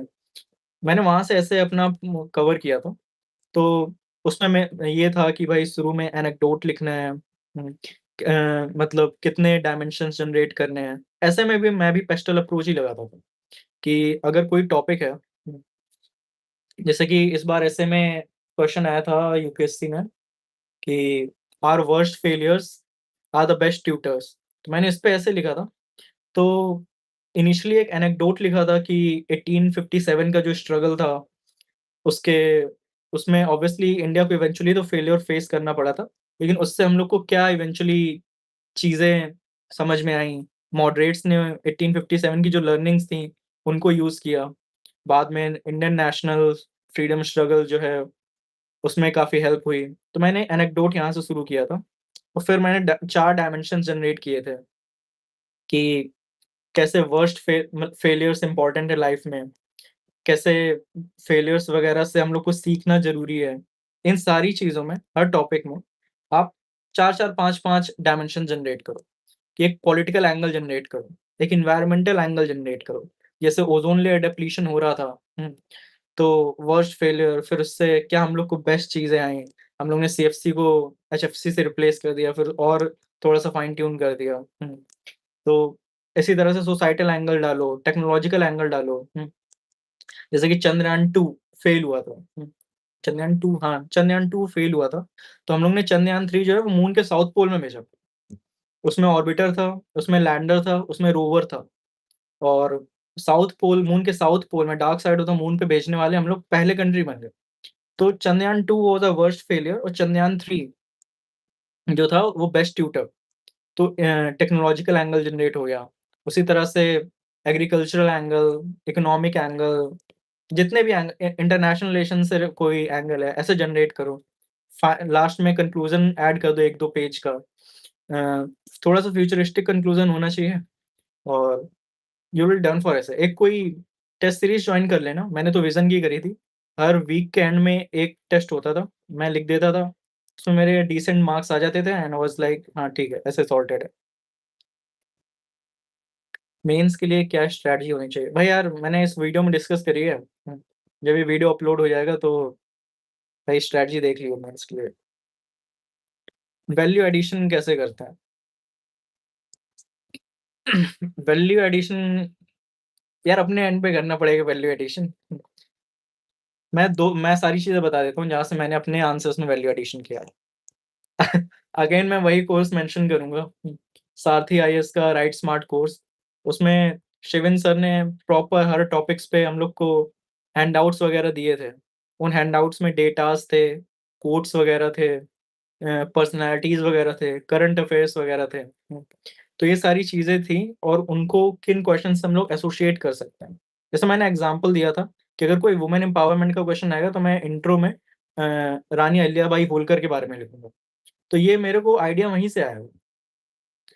बाकी इसके साथ अपने एंड पे भी वैल्यू एडिशन कर सकते हैं। आप न्यूज़पेपर में कोई चीज़ पढ़ रहे हो, आप कोई टॉपिक पढ़ रहे हो, आपने पीवाईक्यूज़ देख देख रखे हैं। तो आप वो टॉपिक देख के समझ में आ जाए कि हाँ यार, इसको मैं इस जगह पे यूज़ कर सकता हूँ। तो जैसे कि मैं एग्ज़ाम्पल देता हूँ, मैं एक बार न्यूज़पेपर में एक टॉपिक पढ़ रहा था कि यूएस के सैन एंड्रियास में लैंड जो है वो सबसाइड कर रहा है बिकॉज़ ग्राउंड वाटर एक्सट्रैक्शन बहुत ज़्यादा हो रहा है। तो मुझे ध्यान में आया कि हाँ यार, जीएस पेपर 1 में ग्राउंड वाटर एक्सट्रैक्शन पे क्वेश्चन पूछते हैं, तो उसके इंट्रो में मैं ये चीज़ ऐड कर सकता हूँ कि सैन एंड्रियास में जो लैंड सब्सिडेंस है वो काफ़ी हाई रेट से हो रहा है because of excessive ground water extraction. तो इस तरह से अपने एंड पे भी चीज़ें करी जा सकती हैं वैल्यू एडिशन के लिए। करंट अफेयर्स कौन से न्यूज़पेपर से करें? भाई मैं तो हिंदू पढ़ता था। लैंग्वेज पेपर्स हिंदी और इंग्लिश कैसे करें? भाई अगर डिसेंटली हिंदी और इंग्लिश पढ़ना-लिखना आता है, तो उसमें हो जाएगा। 300 में 75 मार्क्स लाने होते हैं। तो इवन प्रीलिम्स के सॉरी मेंस के 1-2 हफ्ते पहले उनका पेपर एक बार अपने एंड पे ट्राई कर लेना, हो जाता है। लेटर लिखने को आते हैं, निबंध लिखने को आते हैं हिंदी में, तो लेटर नहीं सॉरी निबंध वगैरह आते हैं, तो हो जाएगा, उसमें कोई इश्यू नहीं। How to write different answers for भाई, मैंने इस वीडियो में ऑलरेडी पहले डिस्कस किया है कि बेसिक पॉइंट्स हर किसी को आते हैं। आपको बेसिक कीवर्ड्स समझने हैं क्वेश्चन में, वो उनको एड्रेस करना है, स्ट्रक्चर बनाना है प्रॉपर, डायग्राम्स ऐड करने हैं, वैल्यू एडिशन करना है। ये सारी चीज़ अपने एंड पे करनी होगी कि यार इस टाइप का डेटा है, मैं इस टाइप के क्वेश्चन में यूज़ कर लूँगा। अगर आप ये करोगे तो वो यूनिक होगा। अगर आप किसी कोचिंग का फॉलो करोगे, तो आपके साथ हज़ार बच्चे और हैं जो वो चीज़ें फॉलो करेंगे। वाजीराम से कोई प्रीलिम्स टेस्ट दिया था? नहीं भाई, नहीं दिया था। सर लैंग्वेज सर ऑप्शनल कैसे चूज़ करें हम? एड्रेस किया है। ये लाइव लाइव स्ट्रीम जब एंड होगा तो आप पीछे करके देख सकते हो। Which attempt? Third attempt. Second serious attempt. मैंने पहले अटेम्प्ट के बाद प्रिपरेशन शुरू करी थी। न्यूज़पेपर रीड करना कब से स्टार्ट करना चाहिए? भाई आज ही से कर दो। डे 1 से न्यूज़पेपर रीड करना शुरू कर दो। जब से प्रिपरेशन शुरू करी हो, डे 1 से न्यूज़पेपर रीड करना शुरू करो। जो टॉपिक समझ में आ रहे हैं पढ़ लिए, जो नहीं समझ में आ रहे हैं नहीं पढ़े। जैसे-जैसे आप और सब्जेक्ट्स कवर करते जाओगे और अंडरस्टैंडिंग बढ़ती जाएगी। उसी तरह से वो चीज़ फाइन ट्यून होती जाएगी। मेरा ऑप्शनल ज्योग्राफी। यार do you think coaching helps specially asking for optional? भाई ऑप्शनल के थे मुझे ऐसा लगेगा कि भाई कोचिंग बेस्ट है। आप ऑप्शनल काफ़ी कॉम्प्रिहेंसिव है। उसमें आपको प्रिसाइज़ नॉलेज होनी चाहिए, एक्सपर्ट लेवल तक की नॉलेज होनी चाहिए। तो अपने एंड पे करोगे तो मुझे ऐसा लगता है अपने एंड पे भी कर सकते हैं। देयर आर मैनी पीपल जो अपने एंड पे भी करते हैं। लेकिन मुझे ऐसा लगता है कि कोचिंग से करना ज़्यादा सही है, आपको थोड़ा टाइम बचेगा। जो कॉम्प्लेक्स कॉम्प्लेक्स टॉपिक्स हैं, कॉम्प्लेक्स सब्जेक्ट्स वगैरह हैं, वो कोचिंग वाले ईज़िली आपको एक्सप्लेन कर देंगे। अपने एंड पे आप करोगे तो ज़्यादा टाइम लगेगा। Specially talking about geography, geography में जियोमॉर्फोलॉजी, क्लाइमेटोलॉजी, ओशियानोग्राफी, ये सारे जो टॉपिक्स हैं, ये काफ़ी कॉम्प्लेक्स हैं। अपने एंड पे मैं करता तो टाइम वेस्ट होता। तो इस वजह से मुझे ऐसा लगता है ऑप्शनल के लिए कोचिंग मेरे लिए बेस्ट था। How do you approach the newspaper because it's confusing if I read it as an amateur? What do you mean by amateur? आपने मतलब प्रिपरेशन स्टार्ट नहीं करी है कि प्लीज़ प्लीज़ इलैबोरेट फिर आंसर करता हूँ। क्योंकि सर मुझे 2029 में अटेम्प्ट देना है। 2029 में काफ़ी टाइम है, तो अभी तो जीएस करते रहो ऑप्शनल हो जाएगा। सर मैं कोचिंग से पढ़ रहा हूँ, तो मैं उनके मटेरियल से डिफरेंट आंसर नहीं लिख सकता। अपने एंड पे करो ना यार। जैसे कि ऑनलाइन सोर्सेज़ सर्च करो ना। जैसे कि मैं एग्ज़ाम्पल देता हूँ। मैं डिज़ास्टर मैनेजमेंट कर रहा था, तो मुझे कोई डेटा-वेटा या फिर कुछ देखना था, मैंने ऑनलाइन सर्च किया और उस डेटा के साथ एक डायग्राम बना हुआ था। तो वो डायग्राम काफ़ी अच्छा था, पिलर डायग्राम था, एनडीएमए का ही डायग्राम था और उस डायग्राम में लिखा हुआ था कि कैसे हम लोग अपनी अ, जो कैपेबिलिटी है वो इंक्रीज़ कर सकते हैं। तो मैंने वो डायग्राम रट लिया और मैंने सोचा कि जब भी कोई डिज़ास्टर मैनेजमेंट का क्वेश्चन आएगा, मैं ये डायग्राम ज़रूर बनाऊँगा और ये मेरा एक्सक्लूसिव है क्योंकि वो डायग्राम और कोई नहीं बनाने वाला, वो एनडीएमए का डायग्राम था। तो इस तरह से हम लोग अपने एंड पे आंसर्स को यूनिक बना सकते हैं। थोड़े-से अपने एंड पे एफर्ट्स मारने पड़ेंगे, बट आप किसी भी ऑनलाइन सोर्स से पढ़ रहे हो, कभी भी गूगल वगैरह पे सर्च करो, आप कोई भी कीवर्ड सर्च करोगे उससे रिलेटेड एक डायग्राम होता है, उससे रिलेटेड कोई फ्लो चार्ट मिलेगा, कोई कीवर्ड मिल जाएगा, वो रट लो, एक स्टिकी नोट बना के सामने चिपका लो।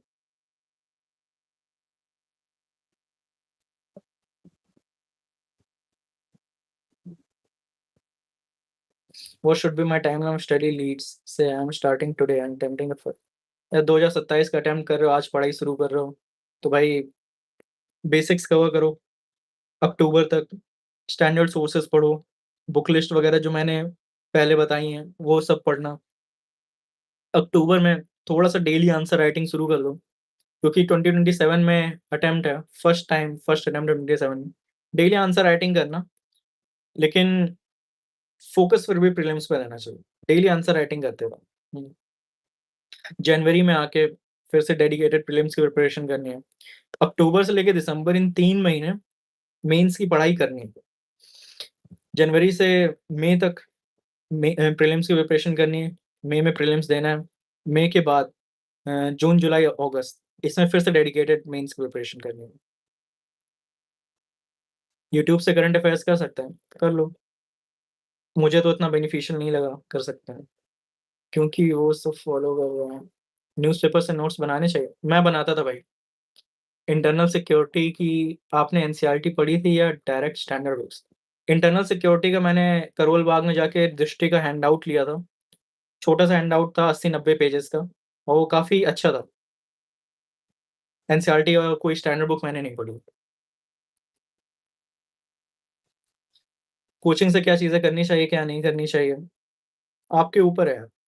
जैसे कि मैं मॉडर्न हिस्ट्री मुझे लग रहा था कि मुझे कोचिंग से पढ़ने की ज़रूरत नहीं है, मैं स्पेक्ट्रम ही पढ़ लूँगा, तो मैंने स्पेक्ट्रम ही पढ़ ली। पॉलिटी मुझे लग रहा था कि मुझे कोचिंग नहीं करनी है, लक्ष्मीकांत से ही पढ़ लूँगा, तो लक्ष्मीकांत कर ली। इवन मुझे इकोनॉमी में भी ऐसा लग रहा था कि मुझे कोचिंग नहीं करनी है, लेकिन मैंने अपने एंड पे पढ़ने का ट्राई किया तो मुझे चीज़ें नहीं समझ में आ रही थी। तो इस वजह से मैंने ऑनलाइन मृणाल सर से इकोनॉमी कर ली। तो आपके कम्फर्ट पे है।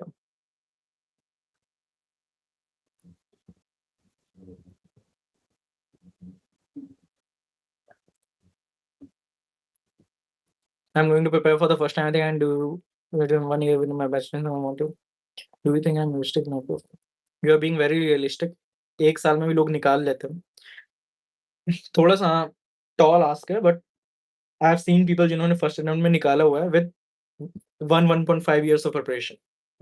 तो कोई दिक्कत नहीं, आप आज से पढ़ाई शुरू करोगे, डेडिकेटेड कंसिस्टेंसी मेंटेन रखो, रोज़ पढ़ाई करो, स्टैंडर्ड सोर्सेज़ फॉलो करो, you can clear in first attempt. How to prepare with job? Bro, I was not preparing with job, I was staying at my home, तो I can not answer this. Job के साथ कैसे preparation करें? PYQ और answer writing कब से शुरू करें? पीवाईक्यू मैंने बताया कोई टॉपिक कंप्लीट करो, उसके बाद उसके पीवाईक्यूज़ देख लो। आंसर राइटिंग दिसंबर से पहले 3 महीने आंसर राइटिंग होनी चाहिए। अगर आप 2027 टारगेट कर रहे हो, 3 महीने या फिर 100 दिन की डेली आंसर राइटिंग होनी चाहिए विदाउट एनी गैप्स। जनवरी से प्रीलिम्स की तैयारी करो और फिर प्रीलिम्स के बाद डेली आंसर राइटिंग में हिस्सा। कॉलेज के साथ कैसे प्रिपेयर करें?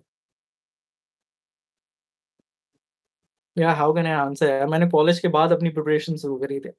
तो आई कैन नॉट इमेजिन कि कॉलेज से आके तो मैं मेरे कॉलेज में 3-3 4-4 घंटे की लैब होती थी, तो आई वाज़ वेरी टायर्ड, तो मुझे आई कैन नॉट आंसर दिस कि कॉलेज के साथ कैसे प्रिपेयर कर सकता हूँ।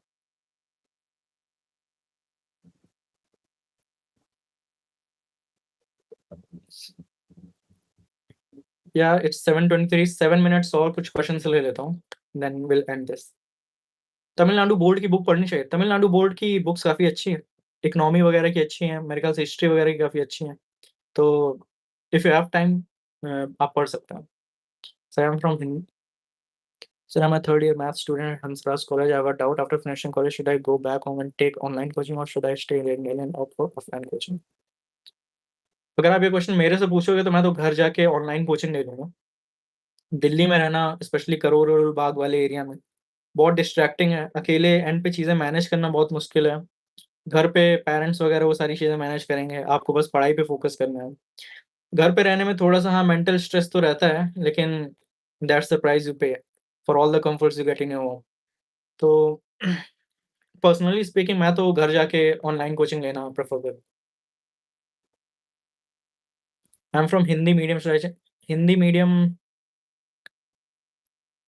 हिंदी मीडियम का लोगों का सिलेक्शन होता है although very less, but it's not like Hindi medium के लोगों का सिलेक्शन होता नहीं। अगर आपको इंग्लिश में चेंज करना है, ऑब्वियसली थोड़ा-सा टॉल आस्क है बट स्टिल आप कंफर्टेबल हो तो आप चेंज कर सकते हो। टेस्ट सीरीज़ कब से शुरू करें? अक्टूबर से कर दो भाई, अगर 2027 का टारगेट कर रहे हो। Personally how do you manage in your low times? Personally how do you manage in your low times because there might be days when the question होगा कि सबसे पहले कंपैरिज़न तो नहीं करना। सबसे ज़्यादातर दिक्कत इसी से होती है, आप कंपेयर करते हो, कंपैरिज़न नहीं करना है, अपने पे फ़ोकस करना है। और हाँ यार, लो टाइम्स तो होते हैं यार प्रिपरेशन में। आप अपने फ्रेंड्स वगैरह से बात करो, specially I was fortunate enough कि मेरे फ्रेंड्स तीनों मेरी ही जगह पे ही थे। तो हम लोग आपस में बात करते थे, एक-दूसरे से सॉर्ट आउट कर लेते थे चीज़ें। आप फैमिली मेंबर से बात करो, सिबलिंग्स हैं, सिबलिंग से बात करो, पेरेंट्स से बात करो। हुँ, मेरे को तो म्यूज़िक सुनना, म्यूज़िक बजाना काफ़ी अच्छा लगता है। कभी लो टाइम है, पढ़ाई से ब्रेक ले लिया, कहीं ट्रिप पे चले गए 1-2 दिन के लिए।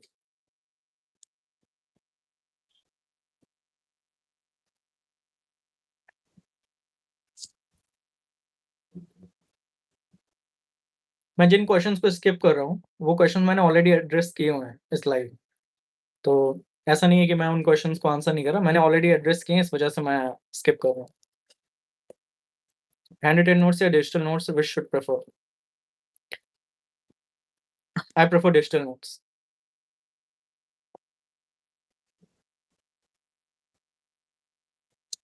यार, डेली न्यूज़पेपर पढ़ना काफ़ी इम्पोर्टेंट है। मुझे तो एटलीस्ट ऐसा लगता है। अगर आप डेली न्यूज़पेपर पढ़ रहे हो, तो सिर्फ़ प्रीलिम्स में ही नहीं, मेंस में भी और इंटरव्यू में भी आपकी हेल्प होगी। वो एक्चुअली आपको प्रॉपर टर्मिनोलॉजीज़, प्रॉपर कैसे चीज़ों को आंसर करना है। इवन न्यूज़पेपर्स में काफ़ी सारे कीवर्ड्स, इम्पोर्टेंट टर्म्स आते हैं, जो आप अगर यूट्यूब वगैरह से कर रहे हो, जो वो चीज़ें समझ में नहीं आती। डेली न्यूज़पेपर पढ़ना आप जितनी देर भी पढ़ रहे हो, किसी दिन मन नहीं है 10 मिनट पढ़ लिया, किसी दिन ज़्यादा मन है 1 घंटे पढ़ लिया। तो मेरे ख्याल से एटलीस्ट डेली न्यूज़पेपर पढ़ना तो बहुत इम्पोर्टेंट है। It's non negotiable. ऑब्वियसली आप करंट अफेयर्स को और कंसोलिडेट करने के लिए मैगज़ीन्स पढ़ोगे। मैंने भी पढ़ा था मैगज़ीन्स, पीटी 365 वगैरह, but still I was reading newspapers.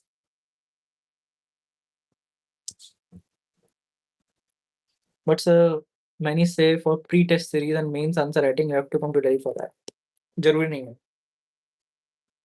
In this exam 99.9% people are getting rejected. आप उनसे एडवाइस लोगे तो ऑब्वियसली वो कुछ भी बताएँगे। And if asking on syllabus the way, how did you plan out that you will go this much syllabus and let's say this much time? Because you have multiple subjects. हुँ, या initially मैंने अपना preparation जब start किया था, तो मेरा syllabus के लिए ऐसा कोई फिक्स्ड अप्रोच था नहीं। आई वाज़ जब मैं प्रिपरेशन मैंने स्टार्ट किया, I was covering 1 subject in the morning, 1 subject in the evening, दोपहर में थोड़ा-सा ऑप्शनल पढ़ लिया।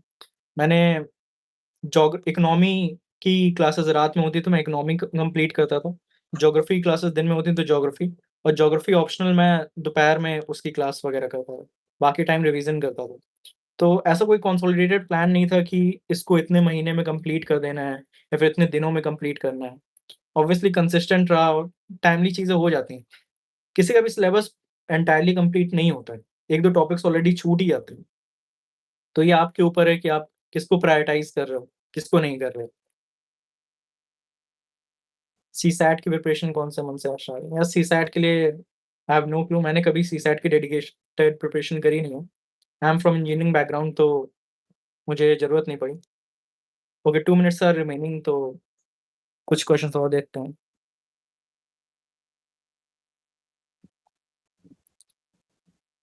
Sir, taking online classes 2 classes 6 hours then online notes test hours will not affect your eyes.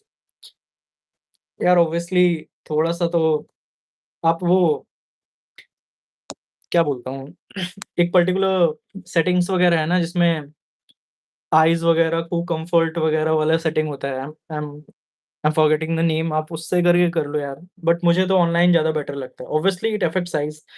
अ, तो मेरे ख्याल से आप ब्रेक्स वगैरह ले लो बीच में, थोड़ा-सा बाहर आओ, टच सम ग्रास, घर पे आओ। बट मैं मुझे ऑनलाइन बेटर लगता है। But obviously I have talk to many student जिनको कई सारे इश्यूज़ हो जाते हैं ऑनलाइन की वजह से। आँखों में दिक्कत हो जाती है, बैक पेन होने लगता है। तो उसके लिए आप थोड़ा-सा ब्रेक लो, थोड़ा-सा वॉक करके आओ, किसी घर के पास कोई गार्डन-वार्डन है, वहाँ पे घूम आओ। तो ऑप्शनल और जीएस दोनों साथ साथ में प्रिपेयर करने चाहिए। इट डिपेंड्स, क्योंकि मैं ज्योग्राफ़ी में मेरा काफ़ी टाइम से इंटरेस्ट था, तो मुझे कुछ अलग से और मैं मुझे काफ़ी अच्छी खासी नॉलेज ज्योग्राफ़ी में ऑप्शनल की कोचिंग करने से पहले भी थी। तो इस वजह से मुझे कुछ ऐसे डिस्कम्फ़र्ट नहीं लगा जीएस और ऑप्शनल को साथ में कवर करने के लिए। तो मैंने तो साथ में ही कर लिया। लोग अलग-अलग भी करते हैं।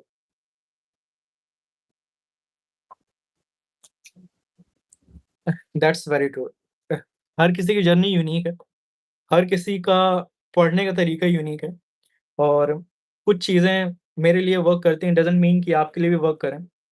तो इस वजह से जो एडवाइस मैं दे रहा हूँ, आप वो अपने एंड पे अप्लाई करके देखो। अगर आपके लिए वर्क कर रही है तो करो, नहीं कर रही है तो मत करो।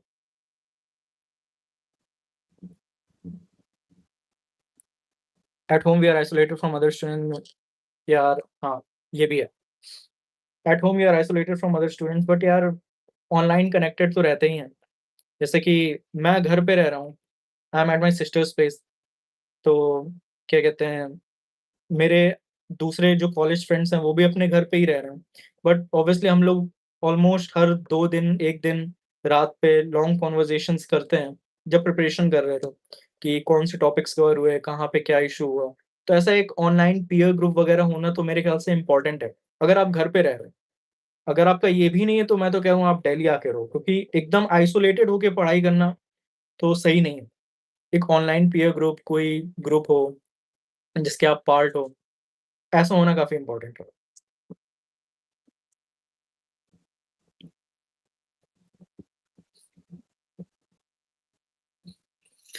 व्हाट आर द थिंग्स यार मैंने एड्रेस किया है क्वेश्चन इस वीडियो के फर्स्ट पार्ट में मैंने एड्रेस किया है, तो you can see that question once this video ends. तो लेट्स एंड द स्ट्रीम यार।